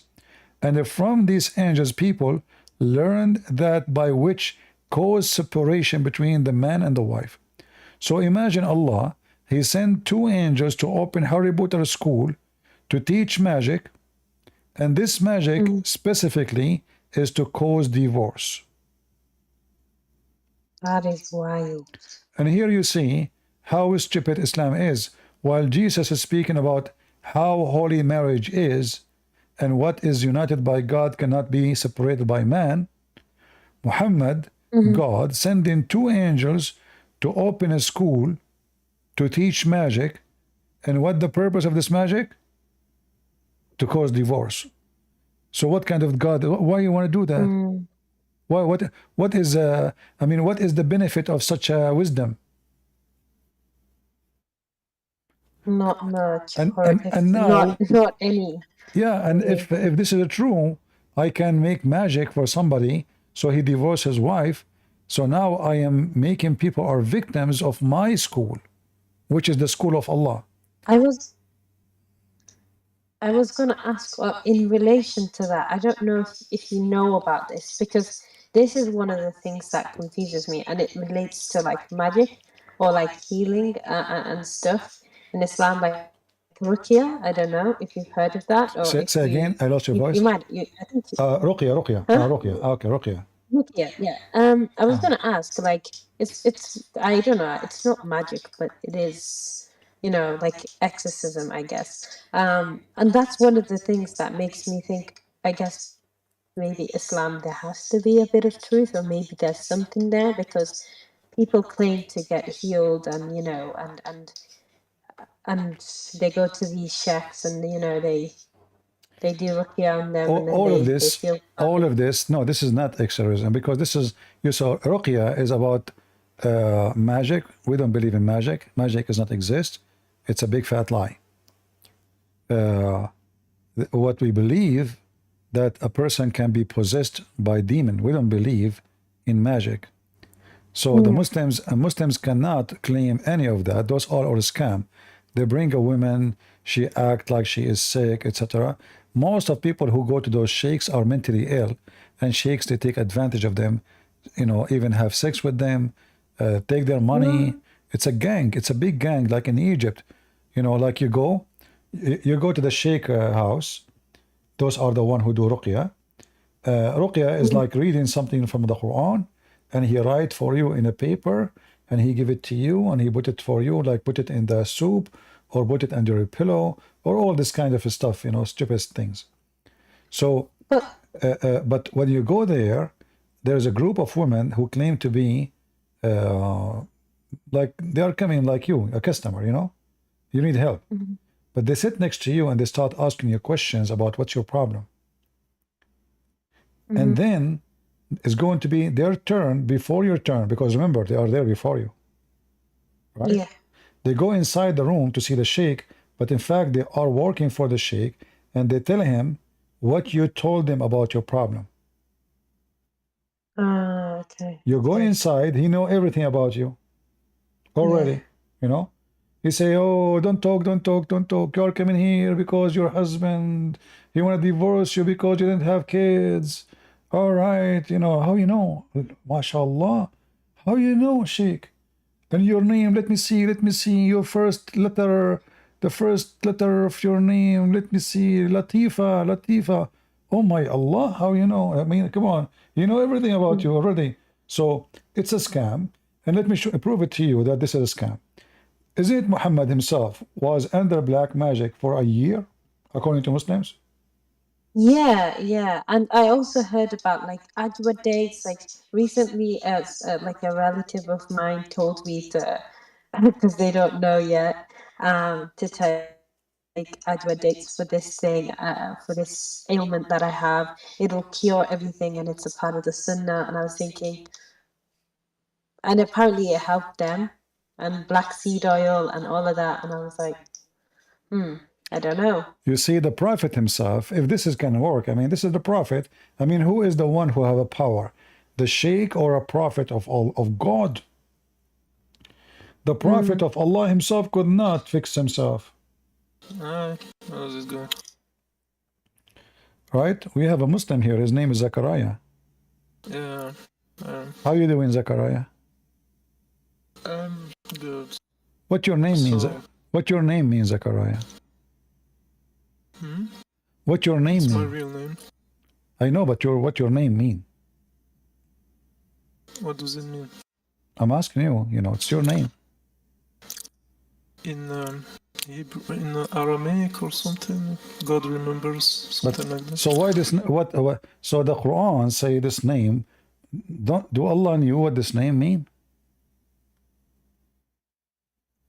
What it means, the literal meaning of it in ancient Aramaic. No, I'm saying I'm trying to go with you. Like the Quran mentioned the word Zechariah, right? So Zechariah, when it's mentioned in the Quran, Allah have 99 names, right? Yeah. All right. I'm just reading, laughing at the chat. Don't worry about the chat. Don't worry about it. Allah have 99 names, but none of them is your God. Allah, his name is YahWeh. But I'm not a scholar. So I know you're a scholar. I can't tell. I mean, I'm sure you are not, but I'm asking you. The 99 names of Allah, if there is one of them, is YahWeh or Yahweh? I don't think so. So where is the name Zechariah is coming from the Quran? Because this is coming from the God of the Christians. And this is a proof that Muhammad, again, is a thief, because he took a name. He do not know what the name mean, but that name include the name or the word for the God of the Jews and the Christians. If we go in the whole religion of Islam, we cannot find where Allah, he says his name is YahWeh, I am who I am, you know. So how Zechariah became in the Quran? Muhammad, he stole the name, he put it in the Quran, and Muslims do not know. It's the name of a prophet. I know, but the name of the prophet there. Names of Allah. Yeah, but you see, they're different no, things. This is not a name of a prophet. No, you see, Zechariah is a sentence. It's a sentence. It's not just a name. God, Yahweh, remember, has remember or remember me. So when the Muslims, when Muhammad, he copy names, he copied the name of the God of the Christians, proving himself to be false, because your God have 99 names. None of them is this name of the God of the Christians. So when Muhammad, he stole those names, he did not know what they mean. I just give you an idea what your name means. So You know Zechariah, Zechariah is a by the prophet way, mentioned by in the the way, now, Quran, right? now you are In a the Jewish Bible guy. too. Your name, you are a Jewish guy now. You left Islam. Huh? You left Islam. You are a Jewish now because your name is Zechariah. What do you have to do? Why you are using a Hebrew name? Well, I said it's mentioned in the Quran as for prophet. You know that? Like, Zechariah is a prophet in the Quran. Yes. What he did? What is the name of the book of Zechariah in the Quran? The book, there's no book of Zechariah, but he is So mentioned how in multiple how he is places. how he is a prophet, but he don't have books? What he did? Oh, because not all prophets came with books, only some major ones. So what he came with? He was singing. What he was doing? He was A preaching prophet. to A prophet. He prophesied, right? monotheism. They preach monotheism. He taught all of them. monotheism. Really? Oh, okay. No, as I know, you know, in the Quran, it doesn't mention anything about Zechariah that he is a prophet, or all what it says. It's very strange things. As an example, you see my screen? Sorry, Amina, I'll be back to you. Yeah. Is that okay, Amina? Okay. It's okay. Yes, yeah. All right. I'll let you talk with Zachariah. I think it might be okay. If that's all right.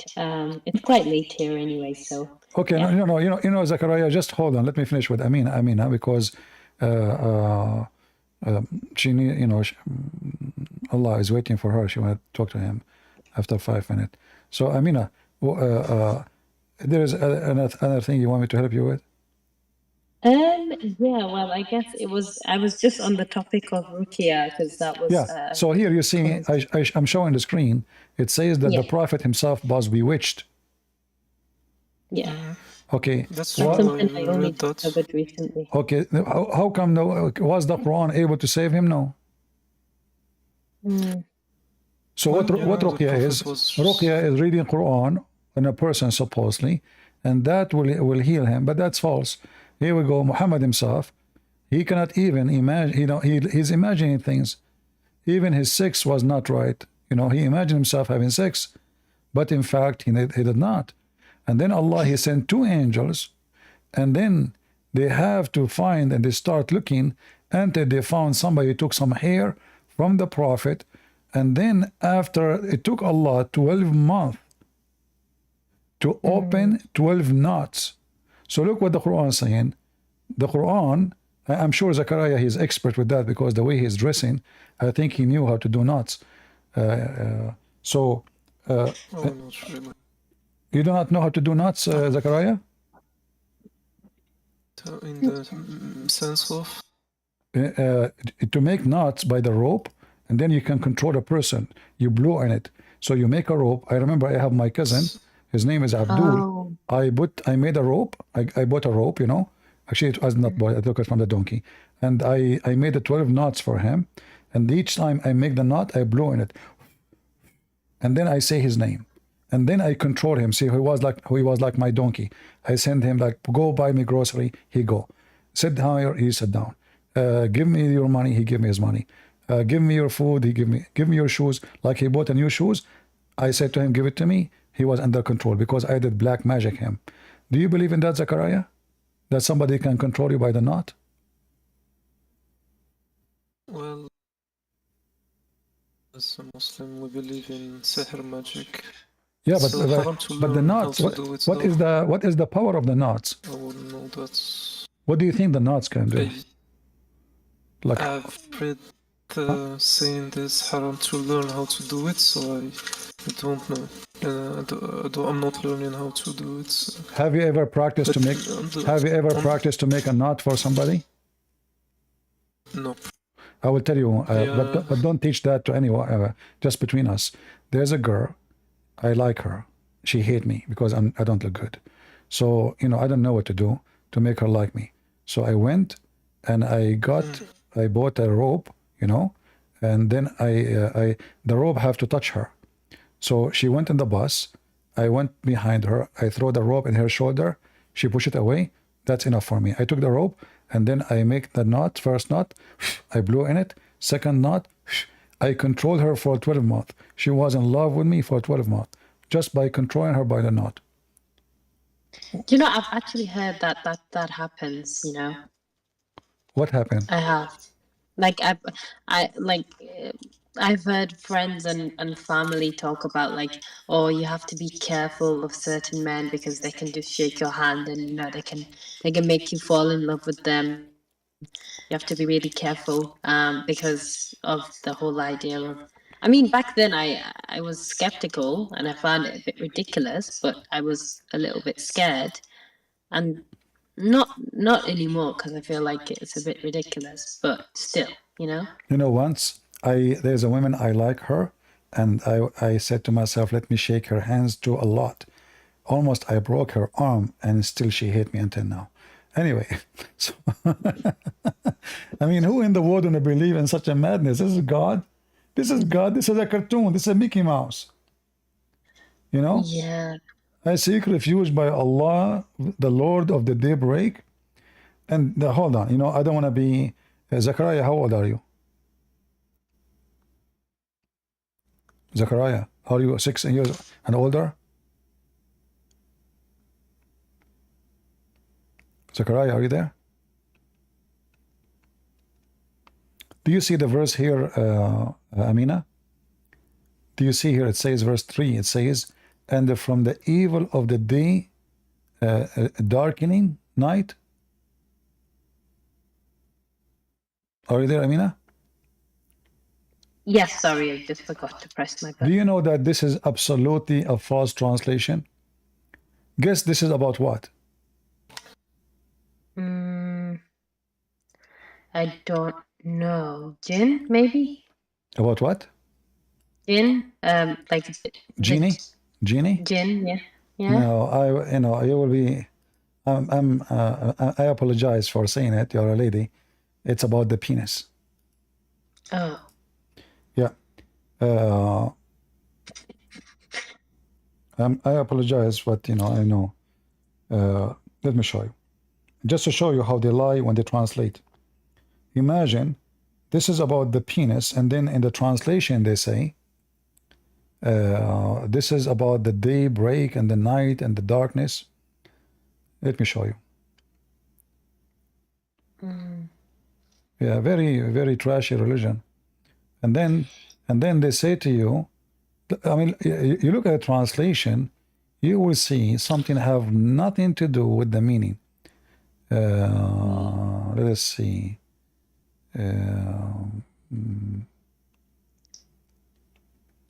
SCP, I wanted to talk about the linguistic greatness of the Quran. Sure. You see, we are talking about language now. Look at this. I mean, it's amazing. Your prophet saying, seek refuge by Allah from the penis when it is standing up. That's amazing. Let me see. This is in the Quran.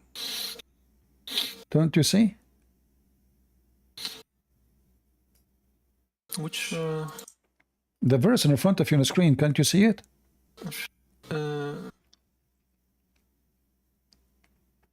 I just see the. I don't see the one you mentioned. I see Surah Al-Falaq.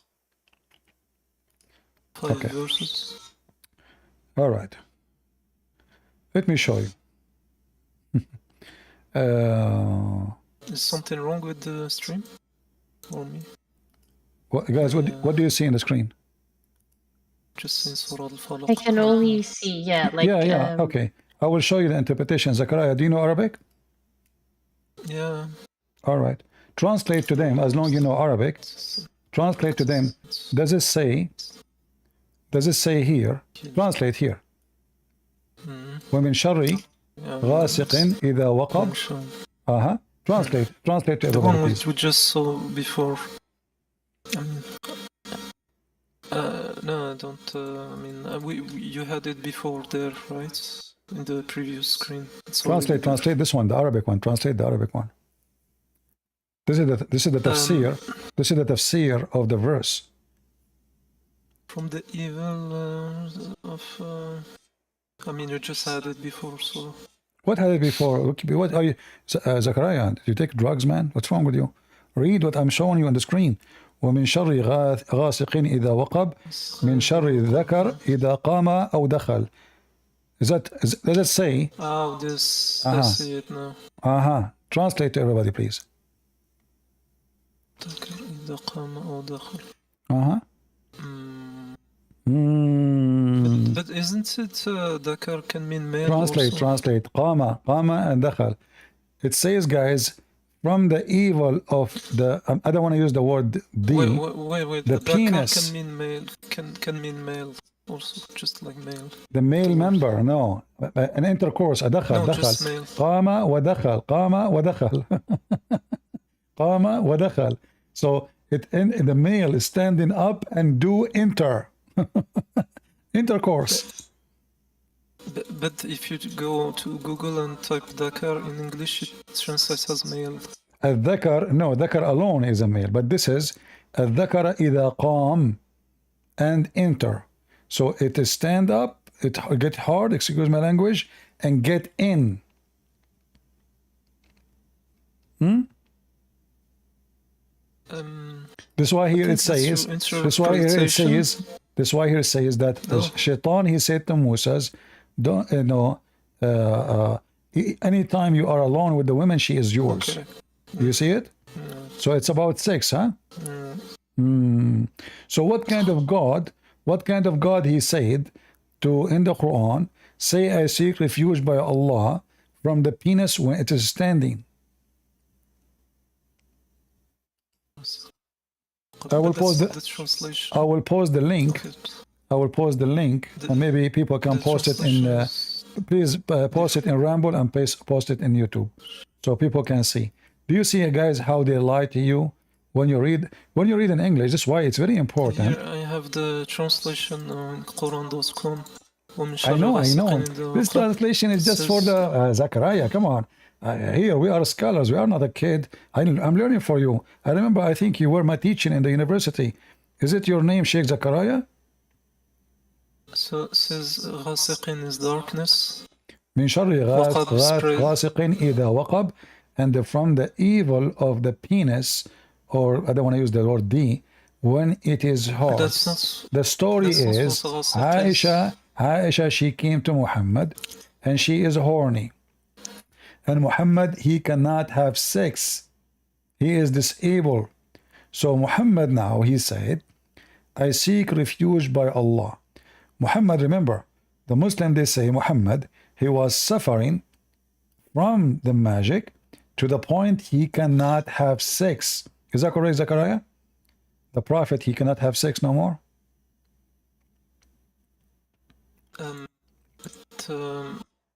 Just about the point, you said Ghasiq translates darkness. No, I'm asking you, focus with me.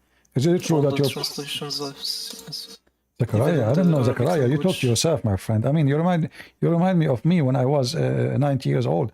So I'm asking you, Zachariah, is it true your prophet, he cannot have sex because he was under black magic? He imagined himself having sex, but in fact, he did not.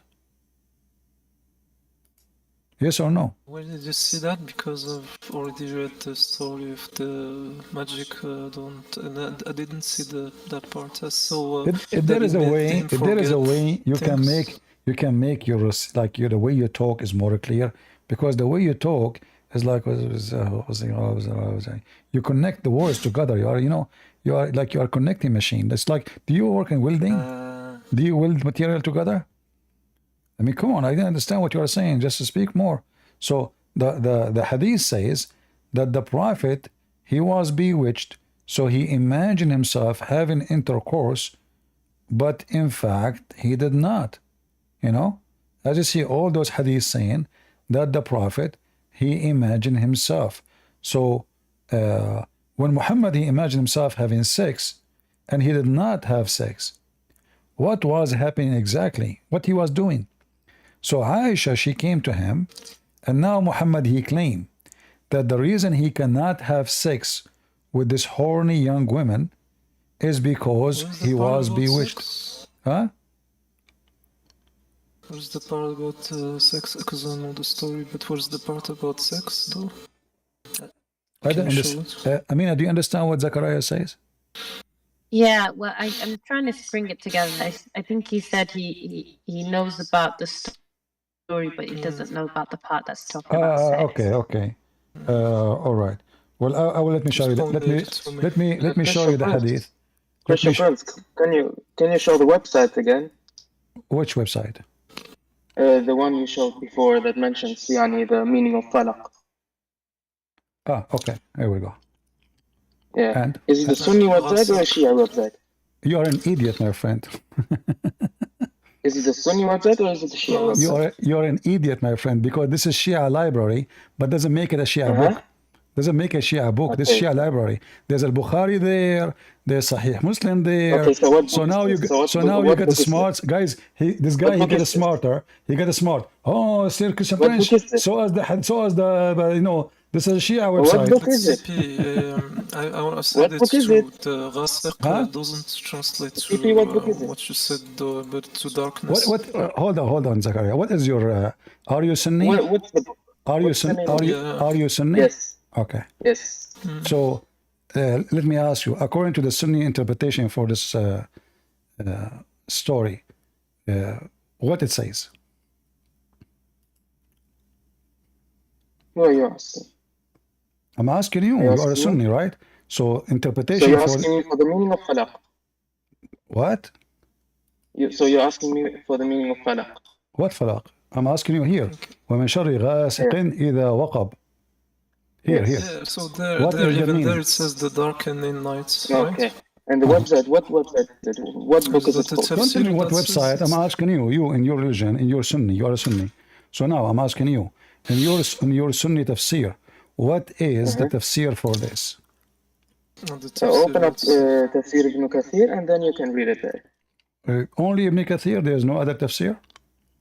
I told you as an example, open up Tafsir Ibn Kathir and then you can read it there. Okay, but there is any tafsir says this is the penis? I don't. Huh?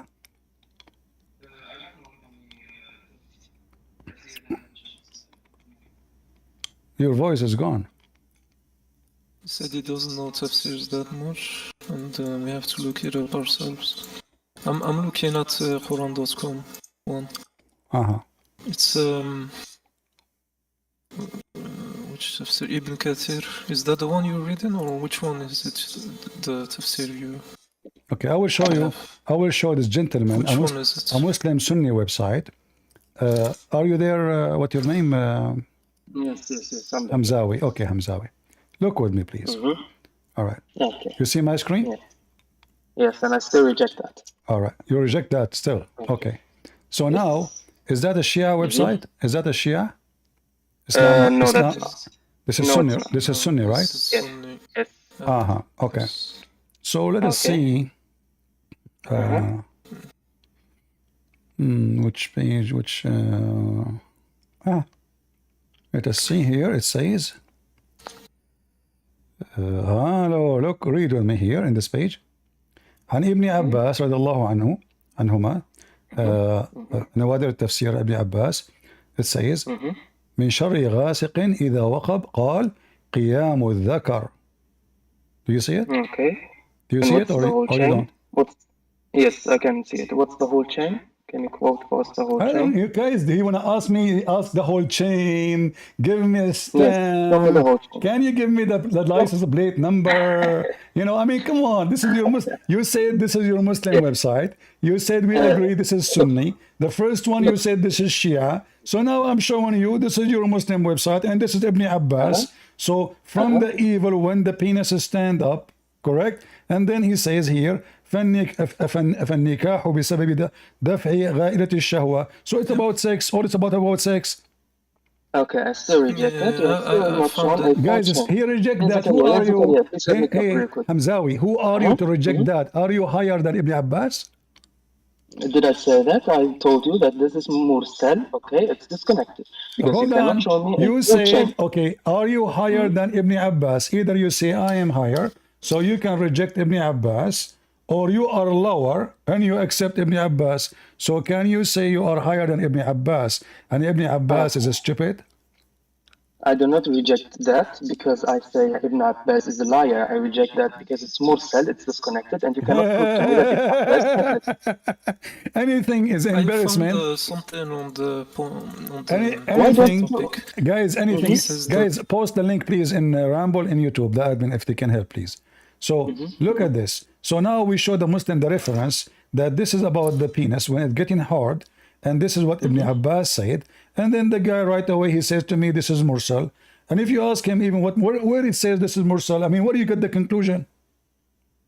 Can you tell me the other narrators until... No, can you tell me where you get this conclusion from? I mean, how fast your mursal come? Because you know, ilm al-hadith is not that hard, you know. No. It is no. Let me listen. I can find you the same hadith. It is listen. I can find you hundreds of hadith. One place it says sahih, other place it says da'if. The same hadith. Okay. Bring me the whole narration. Bring me the whole chain of narration, and then we can talk. Then we can say, is the hadith sahih or is it not sahih? But this is the whole narration in front of you, my friend. Don't tell me a story. I'm giving you the name of the book. I'm giving you the name of the book. Listen, here we go. This is the name of the book. This is the page. This is the page number. So you keep asking me to give you reference, and I am the only one who's giving reference. Nobody give reference in the whole, wherever you go, as I do. So when you're a funny guy, wallah, you're a funny guy. Why don't you just show us the whole chain? Why don't you just show us the whole chain? Okay, if the whole chain is required, why the book did not mention it? Because you know, when you do tafsir of a verse, you know, no, let me educate you. If you make tafsir of a verse, you include all the hadith you can find. It is required. If it's required, then you should tell my friend, you should tell your scholars, shame on you, you stupid idiot. Where is then the whole narration? So you should not accept a book to be written and should not be in the library and should not be called a scholar, and Ibn Abbas should know that he should mention everything, and whoever wrote after Ibn Abbas, he should mention anything, so your majesty can accept it. CP, do you know how tafsir works? No, I do not know. Muslim don't even you Muslim don't even have tafsir, do you? Yes, we do have tafsir. And so why the tafsir don't Allahu Akbar. So why don't you let me finish? Why the tafsir don't agree with the tafsir? If you have tafsir, we are talking. So why tafsir don't agree with tafsir if you Muslim have tafsir? Tafsir is not hujjah as long as tafsir is not proven, as long as so what the point, guys? It's saying tafsir is not approved, not in evidence. So why you Muslims accept? So you accept tafsir when you want. So why you are asking me to show you the tafsir if tafsir is not hujjah, which is not approved? Do you see, guys, the hypocrisy? He said to me, he just said, tafsir is not a hujjah, which means is not an evidence. Is not an evidence. So now, why you're asking me to show you tafsir if tafsir is not an evidence? I am telling you, as long as tafsir does not mention a sahih dalil, it is not to be taken as hujjah. Okay, let's go back zero. When I said your prophet, he imagined himself having sex, but in fact, he did not because of a black magic. Do you agree with that or not? Can you show the hadith again? No, I'm not showing you anything. I'm asking you, do you agree with it? You are a scholar. Come on. You can correct Ibn Abbas. I did never claim that I'm a scholar. So I'm asking you, is it true? So is it true that you're a prophet? He imagined himself having sex, but in fact he did not, and this is because of a black magic. Yes. How that can happen? Explain to us. Because we do not claim that Muhammad sallallahu alaihi wasallam is divine, that he is free from all errors, and he can fall upon minor errors, and he can be bewitched. This as long this is still protected from the wahi. The wahi is protected from being bewitched and sihr and arrows. So there's really no problem with this. Hold on. Guys, he said the inspiration of Allah is protected, but Muhammad, as we know, he received satanic verses, and Muhammad... Wait. one after the other, okay? Can you show us, first of all, the Sahih report of the satanic verses? To show you what? The authentic report of the satanic verses. The Quran is the Quran is authentic report? The Quran is, يعني, yes. Yani yes? What yani yes? Is so? Quran, no. When did I say so? Quran is authentic. You said yani yes. You know. No, I went Quran is authentic, correct. I'm sure Amina is having fun here. Yeah, Listen, I am. if the Quran says Allah will take off what shaitan he throw in the mouth of Muhammad, you are saying to me, bring me authentic story? Quran confirm Allah will take it away. Yes. So Allah will take off what? Will take what shaitan throw. If nothing thrown, Allah will take nothing. But Allah said, Allah will cancel, will destroy, will abolish whatever shaitan throw in, correct? Now, Allahu Akbar, you have just proven that the Wahy is protected, correct?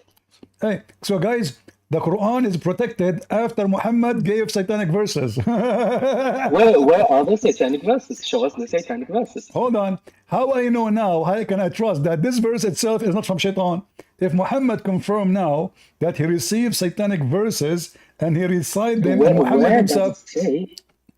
Hold on. Where does it say that he received satanic verses? It says Allah will cancel what shaitan throw in. Yeah. So يعني Allah subhanahu wa ta'ala is protecting the Wahy. No, Allah will take off what is already in the Wahy, already in the Quran. No. Shaitan, he gave Muhammad falsehood. Allah will abolish it.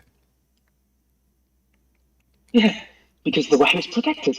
Exactly, guys, the Wahy is protected. But don't you think it's too late? Shaitan already made Quran. And how you Muslim, you say nobody can make Quran? So where's the Quran hold on. Guys, where's the Quran of Shaitan? Hold on. Where's the Quran of Shaitan? Show us.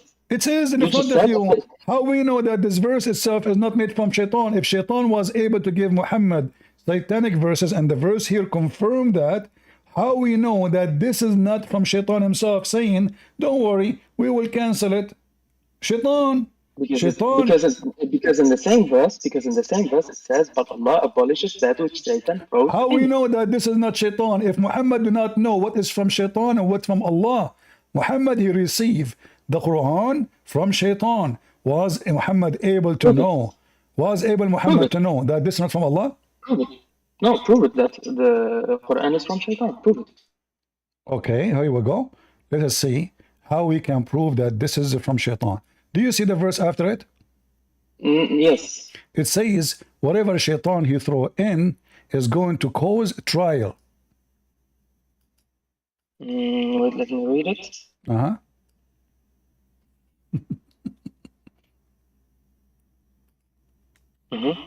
So how Allah will cancel and will protect the Quran, but yet the Quran saying, whatever Quran thrown from shaitan is going to be a trial. If there's no trial no more, Allah abolish it.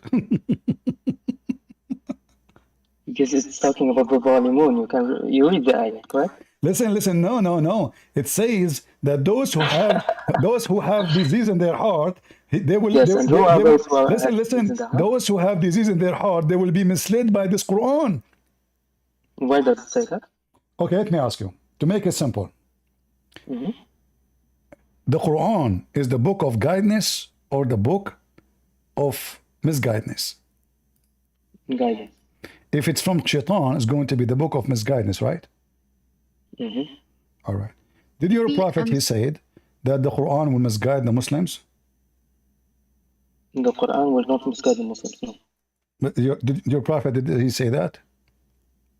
Why does the prophet say that the Quran will misguide Muslims? I heard, I don't know, like, I do not know much about Islam, I'm learning.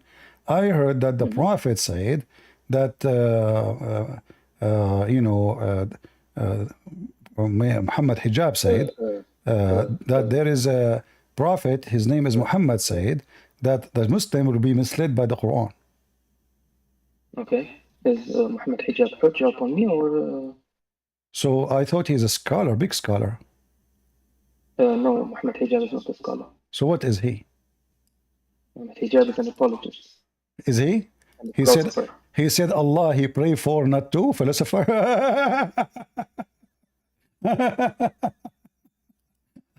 Allah he pray to, not for. Yeah, all right, okay. So here we go. Let us see what the hadith says about this. Your prophet, he says that my people will be misled by the Quran. Why does it say that? Let us see that. You see, I'm not Muhammad Hijab who make poo-poo. I am a Christian prince. Read with me and laugh. So you remember, you said the Quran is the book of guidance. Shaitan book is the book of misguidance. Your prophet said, and read with me here, and this is authentic hadith from the Da'if al-Bukhari, saying from Da'if Hijab, saying that Jibreel came to Muhammad and said to him, your people will be deceived.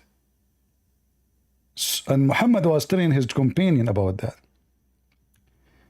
Do you see it? Your nation. Your nation will be tried after you time, not much. Said, and from where does this come to them when I'm living among the book of God Almighty? Said by the God of Almighty, they cover the strength of that is from the reciters and princes. Okay. So, is it true that it says that the Muslim will be misguided by the book of Almighty God? But you said to me, and everybody heard you, that Allah book is the book of guidance, Shaitan book is the book of misguidance. Here we go. Correct. Here we go. The book of misguidance is the Quran. Let me ask you a question. Don't ask question. Hold on. Yes. What do I won't ask question. The Muslim will be misguided by the Quran. You said, and I asked you clearly, I said, is the Quran the book of guidance? And is the Shaitan the book of misguidance? Yes, you said yes. And you confirmed before that Allah protect the Quran. And you confirmed before that Allah will take whatever Shaitan he throw. So now, we took off what Shaitan throw. Allah protect the Quran. The Quran is a book of guidance, and the Quran now will be misleading the Muslims. Can I talk to you now? What? Are you done with preaching? Can I talk? Preaching? Preaching. I was preaching. I'm reading your hadith. Okay. First of all, can you show us the authenticity of the hadith? You want the authenticity of the hadith? Any hadith I show you, it's not authentic, isn't it?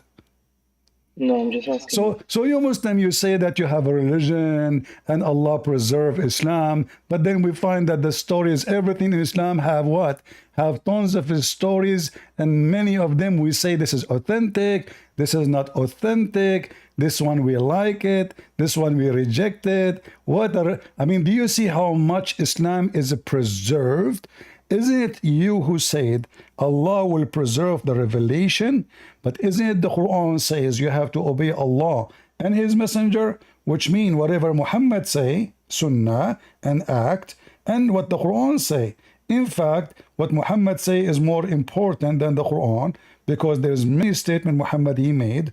Abolish the Quran because Allah is not God, Muhammad is God. So now, if we say that the Quran is the book of guidance, and the hadith is the book of guidance too, but then each time we show the Muslims a hadith, they question if it is authentic or not, which means the Muslims are acknowledging that their religion is far from preservation, to the point maybe there's billions of his stories Muhammad never said, and Muslims, they are making things up. Okay, are you done preaching? Preaching? Yes. So what do you? Are you done preaching? So what say you? What say you? Christian Prince, maybe you need some lessons on English. Yeah. I need what? I need lesson. I need lesson in what? Speaking English. Really? Proper English. Go teach your prophet first how to read his name. Okay. Well, hold on. You know, you are making fun of me because I don't speak good English. Are you serious? No, you did that on purpose. Ah, okay. Because I wonder how you follow a prophet, do not know the difference between his name and anyone else's name. I mean, this is a God who said to him 3 times, read, still he cannot read. You know, Jesus, he said to the blind man, see, he saw. The one who cannot walk, walk, he walk. You know, he controlled the nature, he commanded dead, and your God, he said to Muhammad 3 times, read, still Muhammad cannot read. And now, Muhammad is a messenger of Allah, protected by Allah, and then somebody put magic on him, and now his private part is not working. Not only his private part is not working, his tongue is not working. His tongue is speaking satanic verses, receiving, delivering satanic verses. So look what happened. Muhammad now, he imagined things happening, in fact never happened. Muhammad, he imagined himself having sex, in fact he never did. Muhammad received satanic verses, and he did not notice. So if we count now, how many parts of Muhammad are in this ability? His penis, his brain, and his tongue. All of them controlled by shaitan. What is left? Are you done preaching? What is left? Answer me. No. You're diverting from the topic. No, I'm asking you a question, serious question. No, you're diverting from the topic. I'm asking you a serious question. Everyone, all the 100 people are listening to you diverting from the topic. Okay, no problem. I'm asking you. I'm asking you what is left. Okay. So do you agree with me? Do you agree? Do you agree? No, this is the topic. This is the topic. The topic is. Listen, remember, the topic is Muhammad received satanic verses.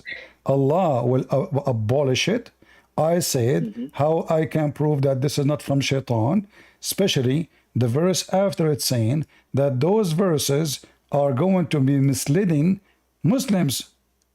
Allah, he claimed he abolished it, but the verse after it says Allah, that he, Allah, may make what is thrown by shaitan a trial for those who is in their heart is a disease. Who is the one who believe in the Quran? Muslims. So did we abolish the verses of shaitan, or they are still there? They're still there. How we can prove it? The verse in front of us. Those who they have sickness in their heart, they will believe in those satanic verses, and they will follow them. Are you done? You know, I'm not done. Are you? Okay. No, tell me when you're done preaching.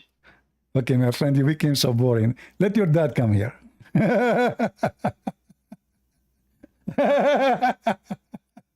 Are you done? No, I'm not done. So, okay, keep preaching. I mean, are you going to keep saying that to me? You keep preaching? You sound like a Persh. What preaching? I'm asking you a serious question. Either you want to answer me or don't give me this, Who is a smart Muslim? I hope I'm not insulting the Muslim community by saying a smart Muslim, because this is haram. It's haram to be a smart Muslim. Haram. It's against Allah. A Muslim is someone believe that shaitan, he play with his anus when he go in the bathroom. So being smart is haram. Only smart people believe in this story. Shaitan, he play with their anus. I mean, you Muslims, all of you are homosexual. All of you is played with their anus, based on what your prophet said. I mean, how many times you Muslims, especially when you were young, you entered the bathroom without saying the prayer and enter with the wrong foot. And then what shaitan do to you? He go enter into your bowels. Like he would do what? He enter all of him. It's not like a screwdriver. It's not even like his private part. No, all the shaitan get in. What the heck? And then you grow a beard and you say, can you show me the narration? Did you ask your God to show the narration about shaitan playing with your anus? Did you ask your prophet, what is the proof of what you're saying, shaitan is asleep on your nose? Zechariah is coming back. Maybe Zechariah, I want you to call a sheikh join us. Do you know any Sheikh Zechariah? Yeah, I'm trying to become one, inshallah. You are trying what? I'm trying to become one. Sheikh. Okay. There is a sheikh. There's a sheikh from Pakistan. His name is Uthman. Do you know his number? Uthman on YouTube, the American. Yeah, Mexican. this you know the choppy boy. Farouk. Yeah, the guy who said there's many Messiah. Yeah. Is that true? There's many Messiah. Is that true? As he said, there's many Messiah. I didn't see this clip. He said there's many Messiah. Search for it now. Search for it right now. You know, he said there's many Messiah, and he brought a book, and he said there, look, it says many Messiah. You Muslim, you believe there's many Messiah now? I think the Messiah is just Isa, Jesus, though. So this guy is an idiot, isn't he? Right? He's a potato. Okay. So Zachariah, listen. Zachariah, listen. Yeah, forget about this guy now. You can search it. It's there. Sheikh, everybody's making fun of him. Even the Muslim making videos for him. This guy do not even know his.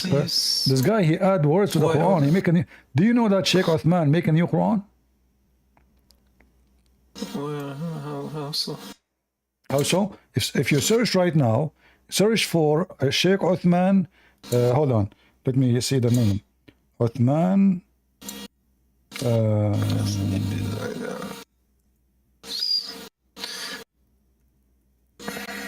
want to talk about the linguistic greatness of the Quran. But linguistic. You must be very good in Arabic. I have some. Are you very good? Here. Are you very good in Arabic? Not really. I actually started learning it recently. No, we studied it in Morocco at school, but I wasn't practicing it growing up until recently on the language I'm going to show you a verse from the Quran, and I challenge you to make like it. What do you think? I will make a verse. I will make a verse. Listen. I will make a verse, and then I want you to show me something like what I said in the Quran. I challenge any Muslim to show me something good as my amazing Quran, which I will do. Is that okay? Okay. Yeah. Okay. All right. Let me see. Let me think about something to say to you. You can find it on YouTube from other people, or are you gonna make yours? Okay. Are you gonna make it yourself? Yeah. Because other people. No, I will make it. No, I will make it myself. In Arabic? Okay. No, I will make it in English. I will change Allah to make it in English. Oh no, that's not, because in the Quran it challenges people to do it in Arabic, though I'm sure not in English, but really, I mean that's because it says why similar, Allah so cannot make cannot make Quran in Arabic, in English. Are you saying to me I can beat Allah in English?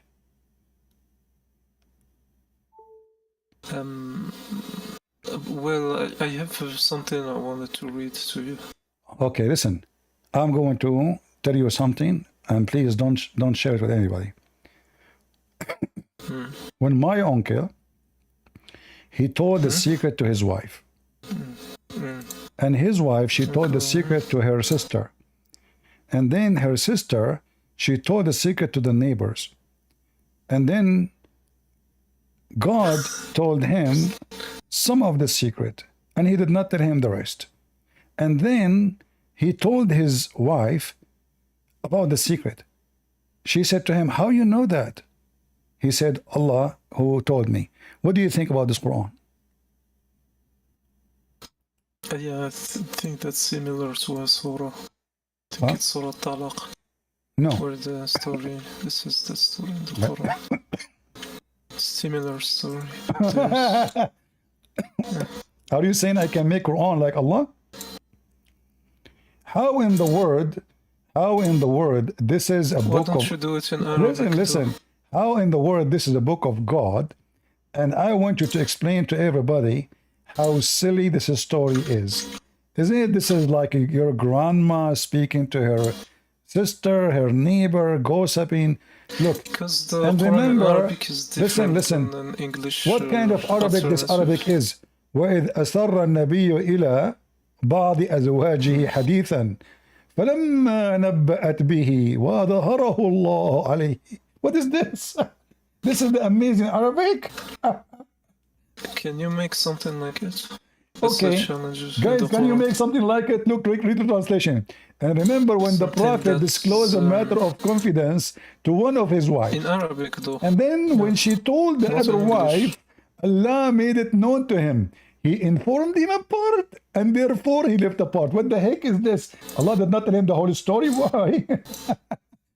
Listen, how in the world you think that the one is talking here is Allah? Don't you think that this is not even 6 years old kid writing this story? No, I don't think if you take the book as a whole, that's gonna be hard for a 6-year-old or anyone. What do you mean? What do you mean? You know, to do it. So this is people. This is silly. Look at this. What is this? She said when he told her, when he told him, she told her secret and some. Then Allah told him some. And then she told him, who told you this? He said, Allah the All-Knowing. He told me. You know, what is this? This is Allah talking? Yes. Well, I have sentences. Unmatched eloquence in the Quran exhibits a level of eloquence that surpasses any human composition. Like what? The sunset in muddy water? The choice of words, syntax, and rhythm are harmoniously Okay, let me ask you. Are you saying to me that the one who make the best Arabic writing is God? Yeah, I guess. So why the Quran says the one? Why the Quran says the best who made Arabic writing is Shaitan? Where? Where? In the Quran. In the Quran. Here, chapter 6, verse number 112, it says that the one who speaks a very eloquent language is Shaitan. Do you see it? But you gotta read the literal translation. Who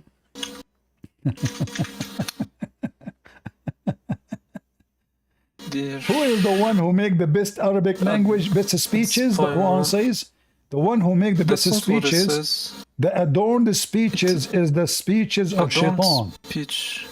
Well, there it says adorned speech, not the best speech. It says Zukhruf. The translation is right in front of you. I know, adorned speech. Beautiful. Yes, what adorned mean? What adorned mean? What adorned mean? Decorated. Exactly. Yeah, beautiful language. Beautiful language. So the one who write beautiful language is Shaitan. Beautiful. Yeah, but it's not the best. No, it is the best. Prove it. So now you are saying to me that the best, my friend, okay, if the Arabic is the best language, how come Aisha, she said that has al-Quran fihi lahn, which means has error, language errors. Lahn? Lahn means rhythm. Lahn means reading? Rhythm or melodiousness.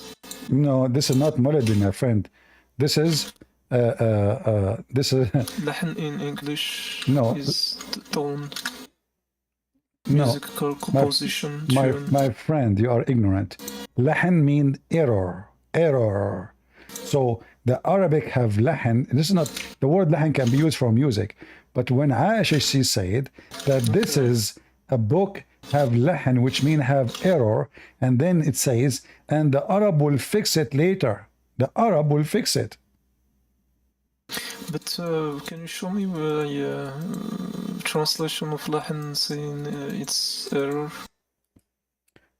Just to show you, in 2 seconds you will see that this is what it's meant. I searched, didn't You can search right now. You can search. You can call your sheikh. Why you don't call your sheikh so we can laugh? Call your sheikh. I don't really have Okay, here we go. It says here. Do you see the screen? Yeah. So here it says and the Arab will fix it with their own tongues. The Quran has errors, and the Arab will fix it with their own tongues. Who will fix it? The Arab. وأخرج ابن داود عن قتادة أن عثمان لما رفع إليه المصحف قال إن فيه لحنا وستقيمه العرب بألسنتها. So it have error, bad language, and the Arab will fix it with their tongues. Does it say that? Yeah, aren't they speaking about the Mus'haf, like the written version that they wrote to preserve it? I thought the Quran is perfect. It turned to be that the one who will fix it later is the Arab. I mean, the Mus'haf, when they wrote it, the people who wrote it might have done mistakes. Is that what they're referring to, though? They're referring to, listen, now Muhammad is dead, and now the Quran they have lahan, have error. And who is going to fix it? The Arab. Did I get that? Guys, am I giving a reference or am I making things up? This is Tafsir Ad-Durr al-Manthur, Al-Imam al-Suyuti. Let me translate the whole page. Here we go.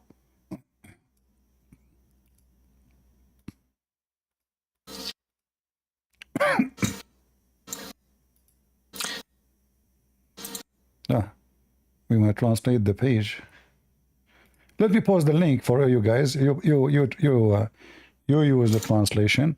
Let me post it in Ramble.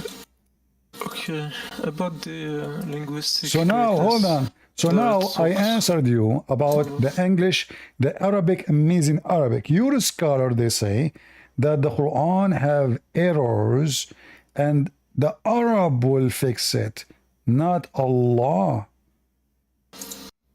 Does it say تَتُقَيِّمَهُ الْعَرَبُ بِأَلْسِنَتُهَا? Does it say the Arab will fix it with their tongues? But it says the Mus'haf, the book the people wrote, not the word of Allah per se. No, but this is the Mus'haf. This is the Mus'haf. I thought the Mus'haf is the one written by to you. The Mus'haf is the book that were written by the supposedly Hafiz. I see. What a drama.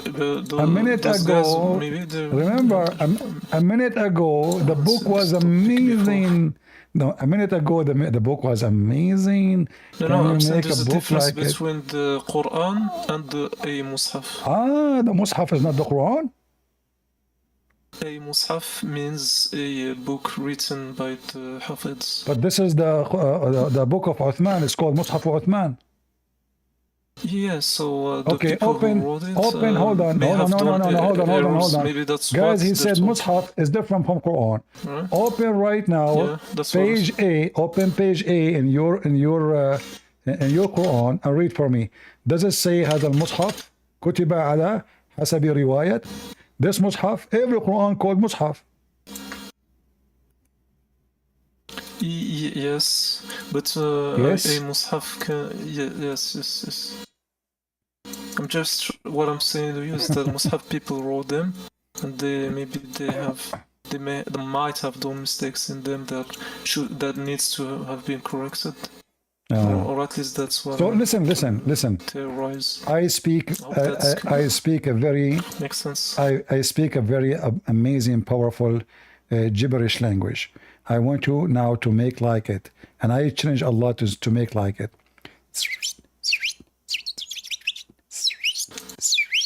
Can you make like it? What? See, you cannot. Okay, I want to ask you. If I send somebody to learn the language of the birds, should he be able to speak to the donkeys?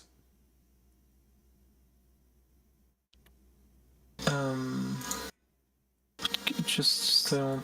No. Why? What? Should it be speak? No, I don't know. No, I don't know? No, I don't know. What is that? Is that an answer? No, I guess not. Okay, so how the amazing Quran says, Allah, he taught Sulaiman the language of the birds, and then Sulaiman, he speak to the ants. Remember, you just said. You Remember, you just said. If we teach somebody the language of the birds, you should not speak the language of the donkeys. So now, Allah, He taught Sulaiman the language of the birds. How Sulaiman is speaking to the ant? One doesn't the other. What? Yeah. What? One does not. What? Zakaria. Zakaria. Honestly, are you taking hashish? My friend, I don't know what you are saying. You said, everybody heard you, that if you teach somebody the language of the birds, should not be able to speak the language of the donkeys. So now Allah, He taught Sulaiman the language of the birds. Huh? What? Yes, I'm saying one doesn't contradict the other. Like you can speak English and Arabic. No, this is not about Arabic. This is not a language Arabic. This is the animals. Allah taught him the language of the birds, and then 2 minutes after, Sulaiman is speaking to the ant.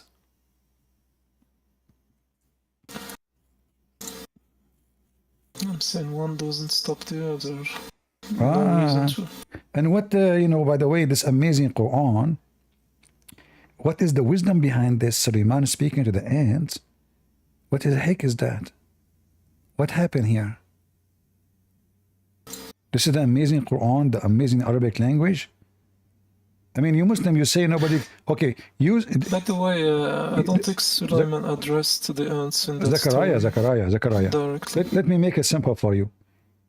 How you say nobody can make Quran if the ant making Quran? The ant. Look, this Quran here is not Allah making it.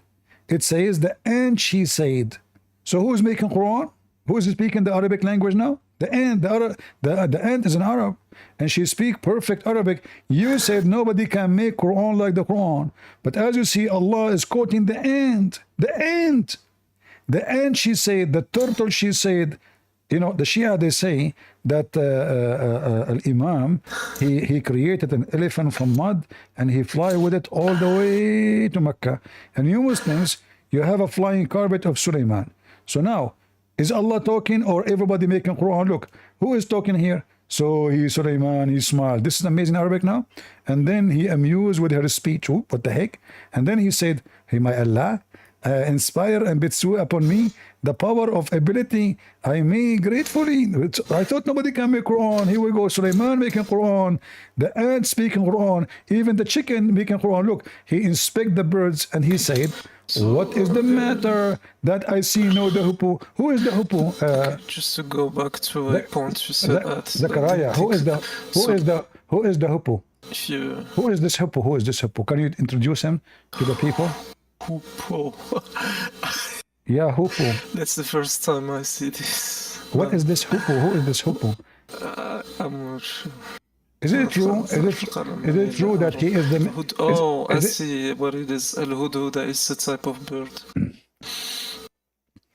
Is that true that he is the minister of irrigation and agriculture? Where did you get that from? What the heck? Guys, did he laugh?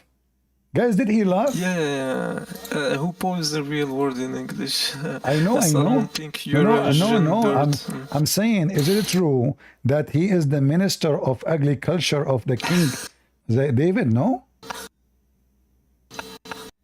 Why you are laughing? Okay, isn't it his job? That is funny though. Where did you get that from? Too? Okay, isn't it his job to look for water for Sulaiman? Where did you get this? I don't know. I'm learning.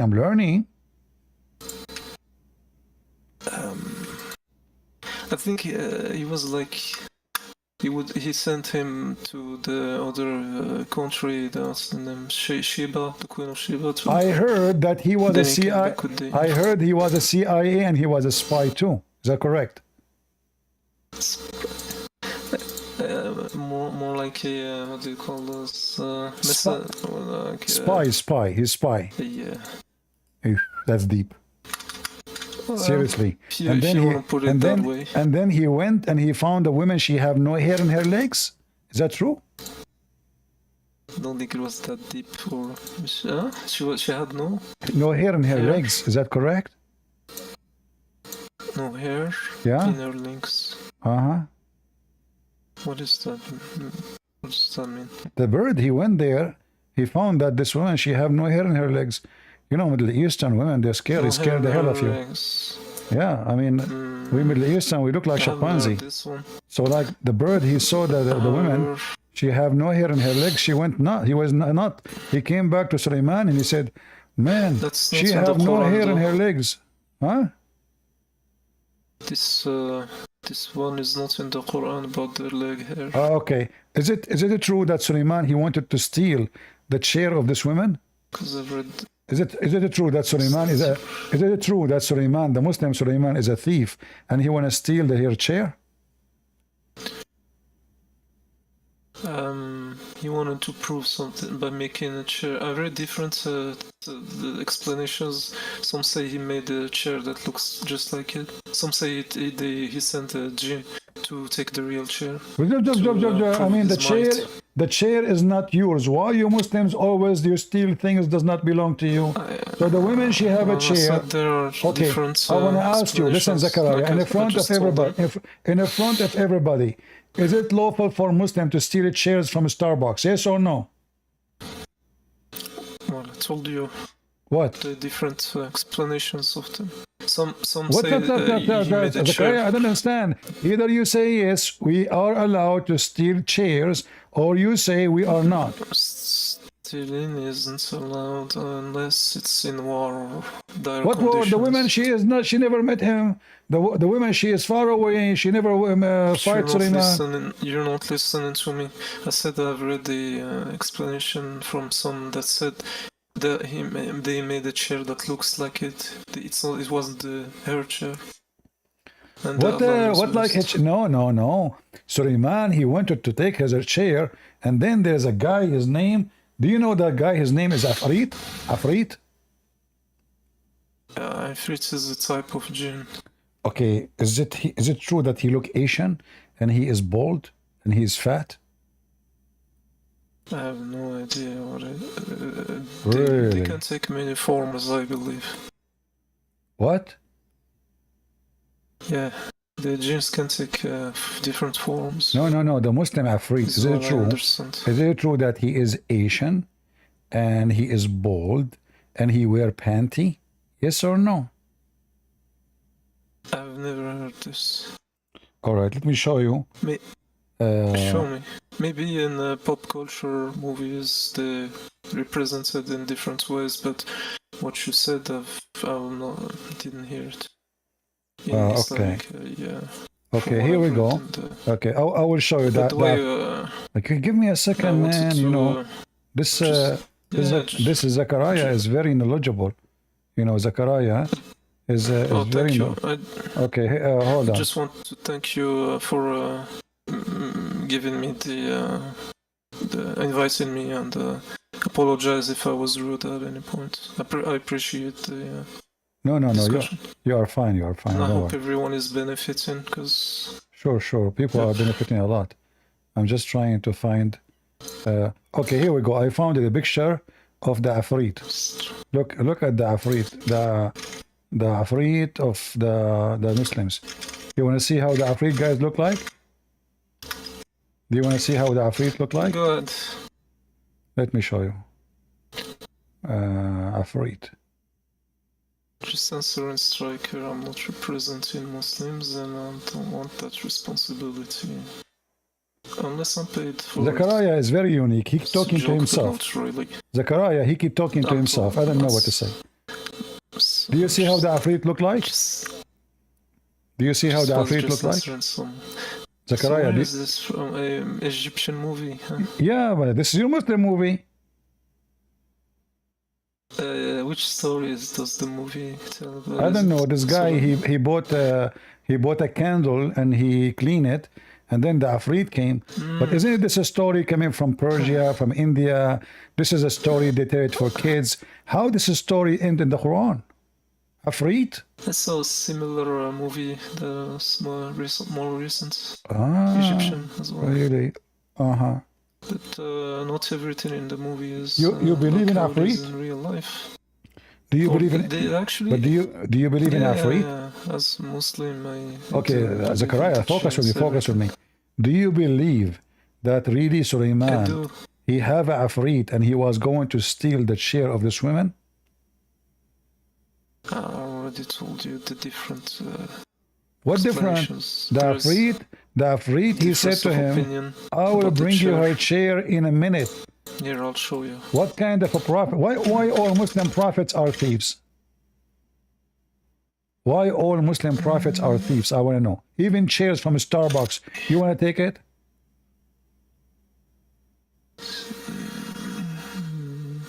Guys, look at this. Thank you, Zachariah. You know, I will give you a break. You come back after a few minutes, or maybe a few days.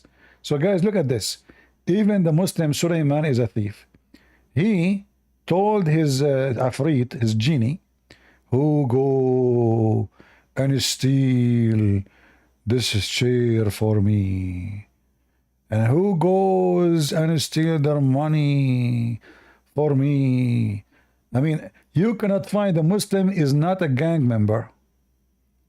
So now Sulaiman is a thief, and he is going to steal the chair of this woman from a Starbucks.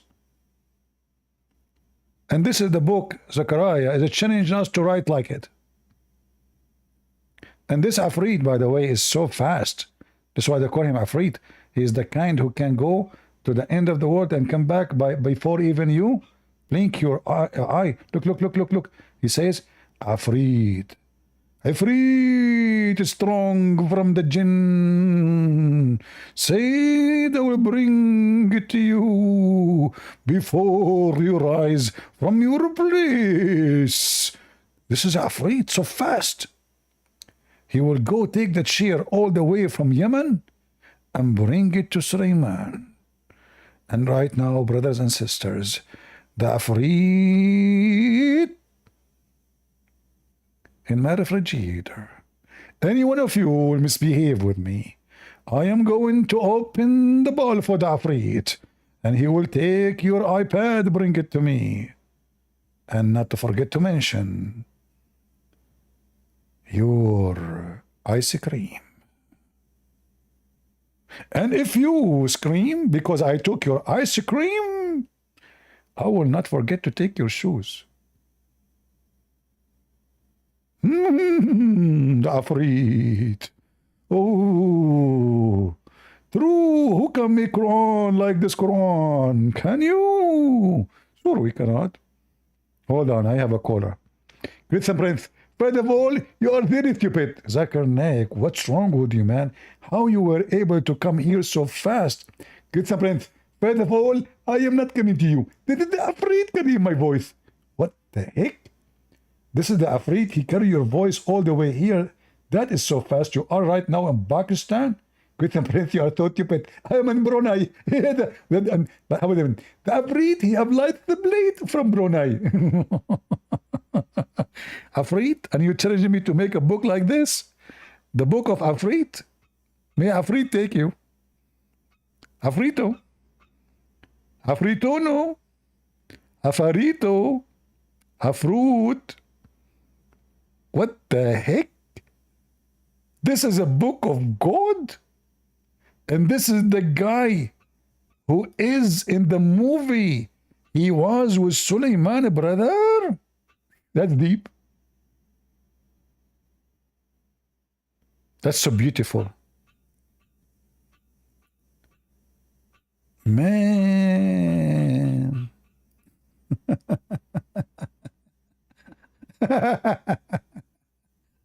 What a stupid religion. And they are challenging us to make a book like this. Are you sure? Huh? Do we have any serious Muslim who would like to join us? Someone who can speak clear, like this Zechariah. What I don't like about him, I mean, he's a nice guy, but he keeps saying this is... Oh, we have a guy, he challenged me. Hold on. I always get scared from those who challenge me. Okay, put your hand up again. Put your hand up again. The one who said you want to challenge me. Okay, go ahead. Okay, go ahead, challenge me. Hey, what's going on, everybody? Hey, what's going on? No, just someone who doesn't even speak English out there, just like trying to prove a point. What? Hello? Are you No, making? you're just putting someone out there who doesn't even speak English and trying to prove a point. That's why I'm here. So what you trying to say up here? I don't know. Are you a Muslim?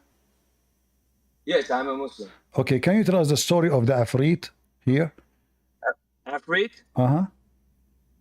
So it's saying here, Solomon is asking, he's challenging the jinn to bring a throne of one of the kings. Why you want to steal So why you want to steal the throne of this woman?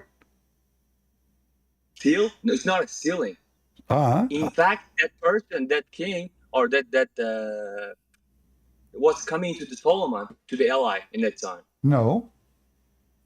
He was. He was. So if you know the Quran, He was. What's that?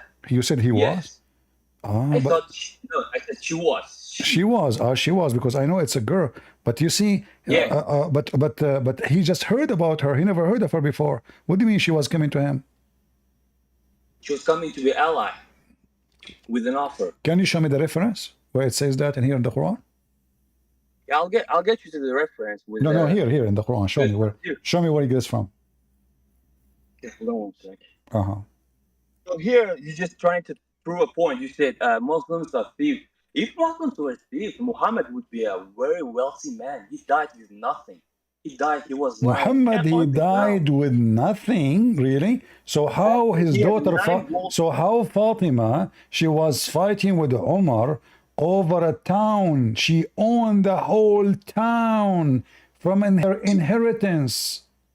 It could be Fatima, but Muhammad had 9 Fatima, she inherited. Hold on, guys. The daughter of Muhammad, she inherited from her father a city, and Muhammad was poor.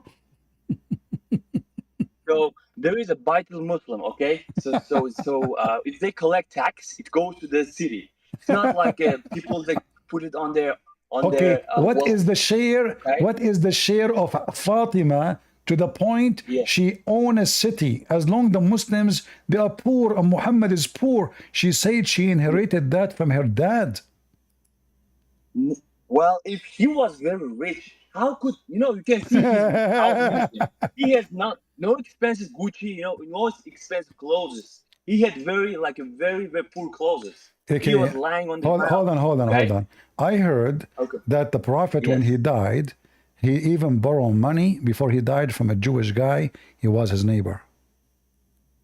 Yeah, exactly. Why would they have wealthy man? Now, in front of everybody, guys, did he say exactly? Hold on. Did he say exactly? I want you to show me the reference so people will die laughing at you. Go ahead. No. They can laugh as much as they want. No. You said exactly. You said exactly. This is a story fabricated by the Muslim. Show me the reference. About what?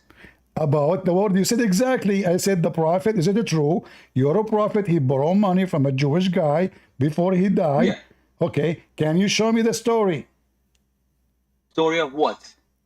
The one you said exactly. He borrowed money? Yes, from the Jew before he died. Remember, before he died, the Prophet, he gave even his weapon to the Jew in exchange of money. Can you show us the story? Or this is a fabrication? And you said exactly. Everybody heard you saying. Everybody heard you saying exactly. So either, Mr. Exactly, either you show us the story or you admit that you are lying. No, you keep interrupting me for the point that I'm trying to make. Oh, no, so you said exactly. You said exactly. You made a claim. You agreed? No, I did not make a claim. I did not. I said, is it true? Guys, it's recorded. I said, is it true that you're a prophet? He borrowed money from a Jew before he died. You said exactly, which means this is true. I said exactly the previous point. I did not make the claim. Okay, I want you now to show me the reference that the prophet, he died and he have no money. Proof? He died with no money? Okay, I'll show it to you. Okay, show me. 1 second. So his daughter, she owns cities, and the guy don't have money. Listen, he owned entire West majority land, okay? Even if he does, he had a Sahabi. They cut, even if he, from the war, they look like it. They got like a. Where do you go? He did not. Okay, listen. Everything. You're a prophet. You're a prophet. Your prophet was a very. I heard that he was a very good guy. Is that true? Yes, it is. So why the Sahaba, they accuse him that he stolen underwear? Which Sahabi and where? Give me the reference. You're just making claims. Like In the Da'if hadith, it says that the companion. Which hadith? Give me the reference, because there's no hadith exists like that. Okay. You're just making a claim left and right. In the book of in the book of Tambur, in the book now. No, I'm telling you. In the book of Tambur, hadith number 20Y. No. Okay, give me just, you have the Google open. I just give you the reference. I just give you the book of Tambur. Do you know the book of Tambur? No. You don't know the book of Tambur? No. You just give me some kind of like a non-existence like sources. Just show me right here. This is the Quran, the book of Tambur. Quran chapter 3 verse 161. The companion, they accused the prophet to be a thief, and he stole an underwear. Where is that? Right here? One sec. Yeah, okay. right here. Prophet take illegally a part of booty, and whoever deceives his companions as regards the booty, he shall bring the force on the day of resurrection which he took illegally. Then every person shall be paid in full what he has earned. They shall not be dealt with unjustly. This follows. It's good. So who is the one who look at the false story here? It's not talking about Muhammad here? No. Go up there, 160. Let's go to 160 worse. Because this is the context. Okay. You scream too much at me because you are taking advantage of me. Screaming. You are taking advantage of me because I'm young and you are a scholar. I know what you are doing, you know? You take advantage of people who do not know much and you scream at them. How old are you? Okay, hold on. Here we go. So now, you know... Arabic? No, I don't know. Do you know Arabic? No, I speak Russian. You speak Russian? Yes. Спасибо. Oh, пожалуйста. Пожалуйста in your eyes. Hold on. Here we go. You said this is not. You said this is not about the prophet. You said this is not about the prophet. Here we go. I got you busted. I just paid one. Okay. I paid the one who owned the website, and they change it and they make it about the prophet. Read it. Okay. Then Allah mentioned this, summarized about the prophet, that he was not going to divide any the booty among them. Because of this, they left their position, saying it's not for any prophet. It's not permissible for any prophet to cheat his community regarding to booty. Does it say cheat? Does it say cheat? Did the companion, they accuse their prophet to do cheating? Cheating? Uh-huh. Did you say cheating? Yeah, cheating. Where does it say? I know. I said community. You said cheat. You said cheat. Yeah, put words 160. Let's go. Okay, and here it says that when a panty went missing, read. When a red velvet cloth went missing in the day of Badr, some of the people began to say, perhaps the prophet took it. Okay, because it's not for prophet to be fraudulent. And YahWeh were fraudulent? reading the passage What fraud? Man, fraud? They accuse the prophet to do fraud? And those are the companion of the prophet? No way.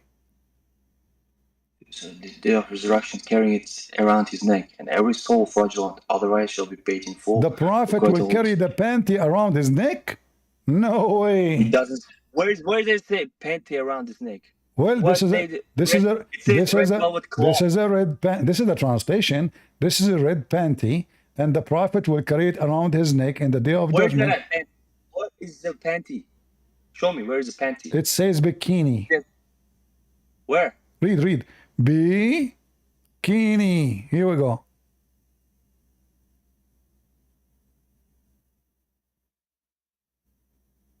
Okay, I don't see any big. focus with me. Red velvet. What is the red velvet? Red velvet cloth. It could be whale. It could be what? Whale. The one you put it on the top of your like a shoulder, and you put all the way. Muhammad, he like red, don't he? He doesn't say Muhammad likes the red. No, he doesn't say that. So why they accuse him that he is the one who took the red panty? He doesn't say red panty. You're just making it up. Are you a religious guy? Are you sincere about what you're saying? Are you religious? Okay, hold on. Hold on. Are you a religious? Are you a religious guy? Here we go. Those are the religious Muslims. They are accusing. They are the best of Muslims, accusing the best of them that he stole a piece of clothing. Stole from where? Doesn't matter. He's a thief. Where it says he's a thief. It says he is. It's not for a prophet to be a fraudulent. They accuse him to be a fraud. Okay, give me the verse. What verse is this? Fraud. Is Ali Imran 161? Ali Imran? What surah is this? Until now, you do not know which surah we're talking about? No, you're just going up back and forth. That's why I'm asking. Well, I'm not Hafiz. I don't know. Listen, I showed you chapter back, and then I went to verse number 4. So this is why we went back and forth. So chapter back, verse number 4, and then this is the interpretation. So now back and forth. What the back and forth? I showed you the chapter. I said to you, chapter 3. Here we go. Chapter 3, verse 161. But because your brain is not functioning, your brain is in the red panty now. You want to know? And by the way, what kind of God he says is not the prophet? What kind of God? Listen. Do your God he knew the do your God knew the unseen?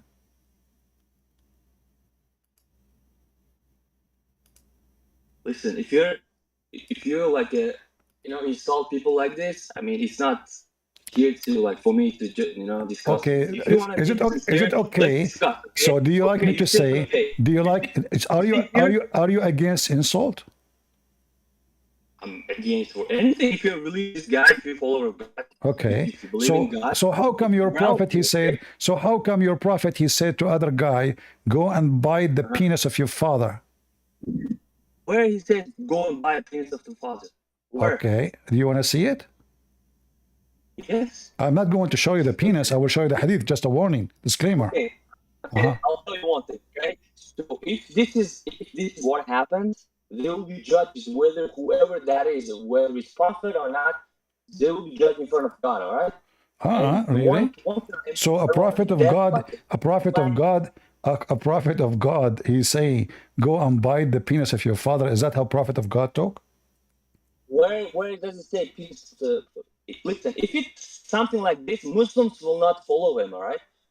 Even Muslims are like those people who just read this. Like whoever is gonna read this, they're not gonna follow this kind of things. It's nonsense. Nonsense. All right. Yeah, nonsense. Okay. Let us see. Hold on. I'm trying to find you the reference. I'm just calling my friends. Okay, here we go. It says here, I just called my friend, and my friend helped me, Mr. Afrit. And there he says, the one, here we go, read it. The one who is proud about his inheritance before Islam, tell him to go and bite the male organ of his father. Tell him to bite his father penis. Okay. So what hadith is this? Give me the reference. It's in the front of you. It's Sahih. I got it, Sahih, but go up. Just get out. Let me see. Is this Adab 9? Just get out of here. Let your dad call me. The Muslim want to examine Christian Prince. Give me, go up, go down. Go left, up. Go right, hop. You hit the electric, column. Hop. What the heck? Abdul, you are talking to Christian Prince. But I play with you with my fingers. Not in bad meaning, just disclaimer. What the heck? Are you here insulting a Muslim talking about insult? All your religion is about insult. in the mosque. Allahu Akbar, the kuffar, they are filthy like animals. I mean, you insult everybody around you. It's time for you to be insulted with salt. I insult you and I salt you. And you cry from pain. Deal with it. Who's next? We want a real adult, mature Muslims. Oh, what we are getting here. I mean, what the heck is that? All of you are coming with your diapers. What is that? We can't even find. What is your parents? Do your parents even knew that you are in Discord? Go into adult chat rooms? Are they watching you? Shame on you. Are you over 6 years old or younger? Remember, in order to be mature and adult in Islam, you have to be 6 years and older. At the age of 6, Aisha, she was doing boom boom. At the age of 9, she was making porn movies. At the age of 4, she was dating. At the age of 2, she was touching. At the age of 1 day, she got her nipples out. This is Aisha, brother. She grows so fast. Her mother, she was feeding her cucumber. I mean, I know that cucumber should not be in the hands of any females. Excuse me. What the heck with this religion? She feed her what? Cucumber? To do what? To make her fat so the Prophet can boom boom with her? So, are you serious? Look. My mother was trying to fatten me up when she wanted me to go the Prophet immediately, and the messenger can do boom boom, yeah. And when she got married, but nothing worked until she ate cucumber. The power of cucumber. Cucumber? I mean, are you sure she was Jewish just eating it? I mean, English is really weird, honestly. First time I learned this word, like cucumber, they are learning English. Cucumber. What the heck? I felt like I'm a Filipino or something. Anyway, so Aisha, she ate a cucumber with a date, and then, brother, her boobs was coming like boing, boing. Her legs, his butt, oh, Allahu Akbar. His butt became like a balloon, and she farted every 2 seconds. The Prophet, he said, how in the world she grows so fast? Aisha, she said, I cannot tell you the secret. This is women thing. Hey, women, which one of you is so skinny and you want to get some fattening? I'm going to give you a secret will make you gain weight. I mean, women these days, they spend their salary just to lose weight. The poor Aisha, she is eating cucumber like a goat non-stop so she can gain weight. Oh boy. Any Muhammadan from the cucumber generation? So if there is any women, but by the way, I decide to open a clinic. Any disease, anything, you can come to me. You want to gain weight? Cucumber and date. That's it. One cucumber, one date. One date, one cucumber. If you eat two, it doesn't work. Be careful. And if you are sick with any disease, do you know that the Prophet Muhammad, he found the solution for every single disease?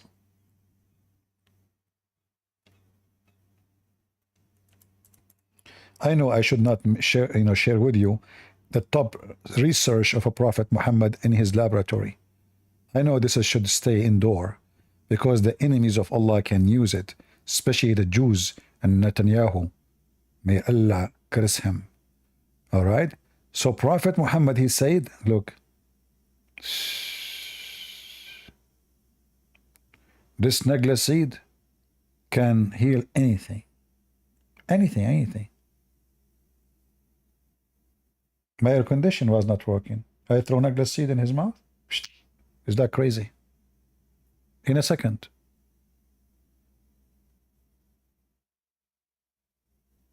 You know, Muslims, do you think Isa, when he was doing miracles, he was using negla seed, and because of it, it's so small, nobody noticed what he's doing? Like maybe he made the blind see because he gave him negla seed, and he made the guy walk because he gave him negla seed. I mean, it's so small. Huh? Do you think Isa, he was using negla seed too? Huh? Like, negla seed is the solution for everything. So if somebody want to get rid of his mother-in-law, he give her negla seed too? What if you have a wife you don't like? You give her negla seed?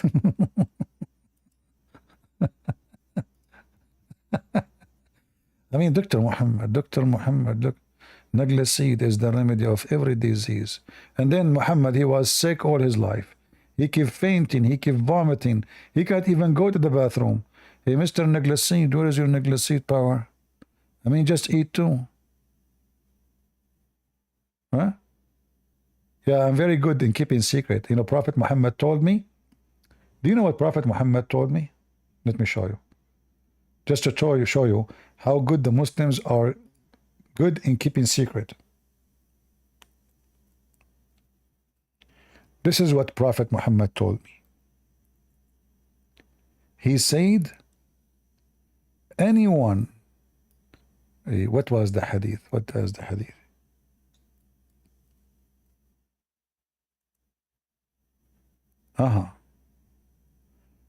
Anyone he wrote from me any other than the Quran, he should erase it. Let us see. Where is the hadith?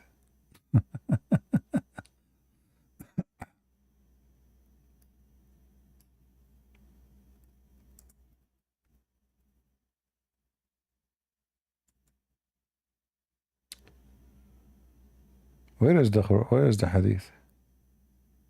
Yeah, he said to them, anyone he write other than the Quran, he should erase it.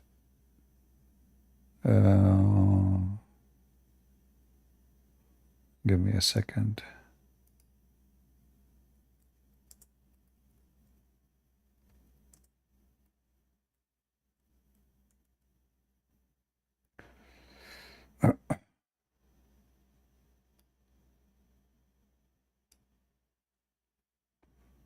Let us try this.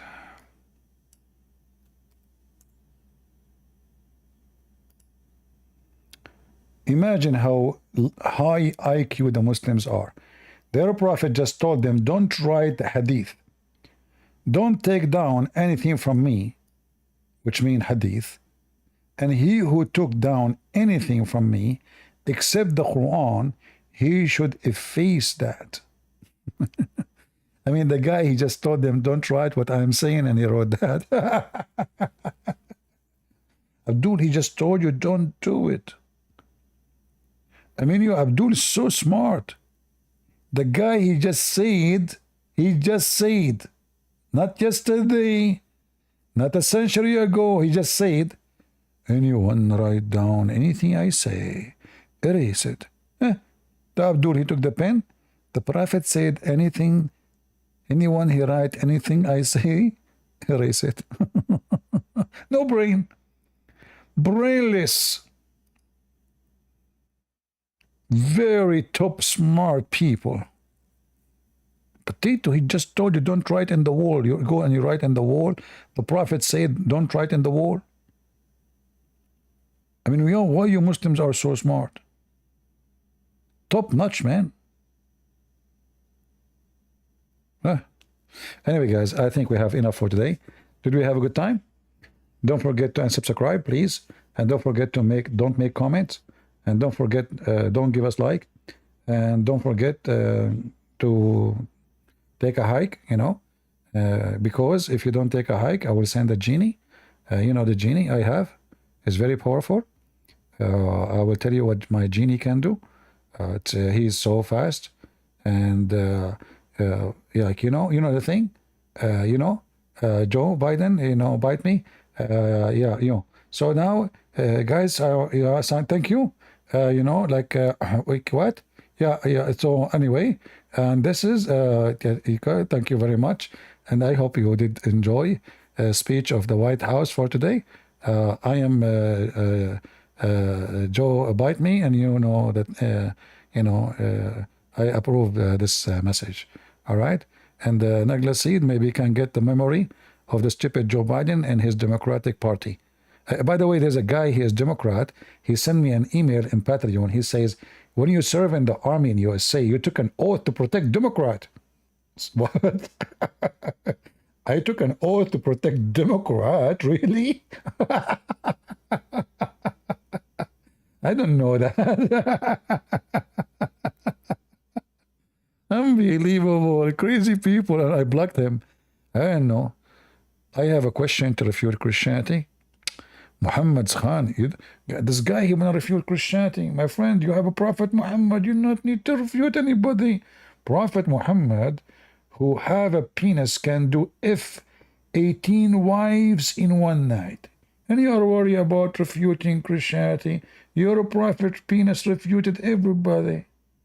I mean, why he have this power? Because he refute with it. What are you talking about, brother? You are worried about refuting Christianity. It's easy to refute Christianity. I mean, what those Christians, they have what? Like Jesus, the one who make the blind see?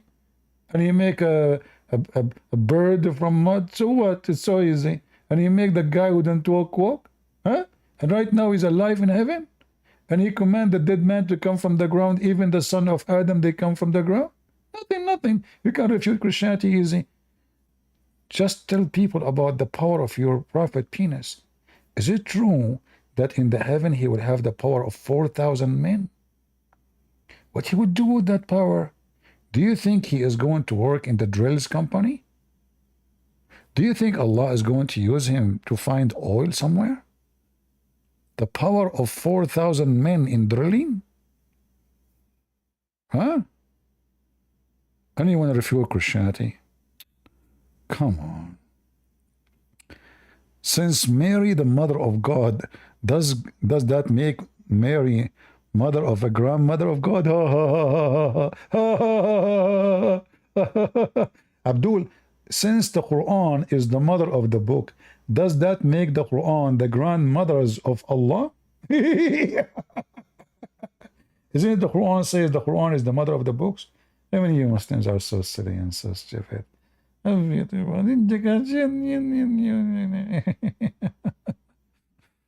boy. Anyway, so I want to say to you all, thank you for being here. And I want to say to those who did not come today, thank you for not being here. I appreciate you. I appreciate people who don't come better than those who come. Because simply, those who come, now they have to leave. If you don't come, you will not need to leave. And that is the priceless. Imagine you come where, and then somebody says to you, you better go. You're being kicked out.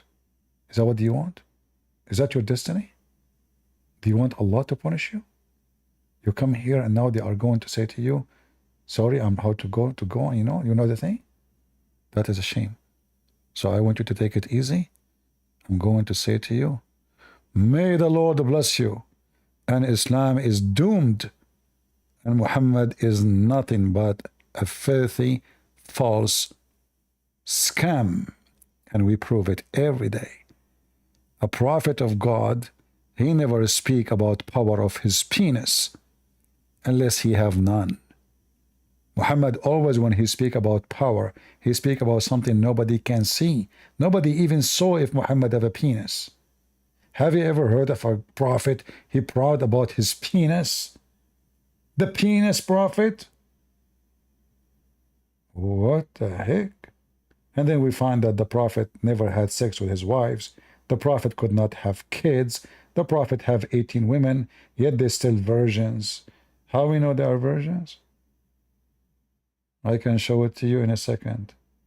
The wife of Muhammad, when a woman, she said that she have orgasm. The wife of Muhammad, she said, do women have this charge? Do women have this charge? the wife of Muhammad, she never have this charge. That is telling me what Muhammad was doing in the bedroom. Thank you all for being here. God is good. So is Jesus. And we see you soon again. Don't forget to leave your comment if you care to support what we do and share the link. God bless you. Thank you.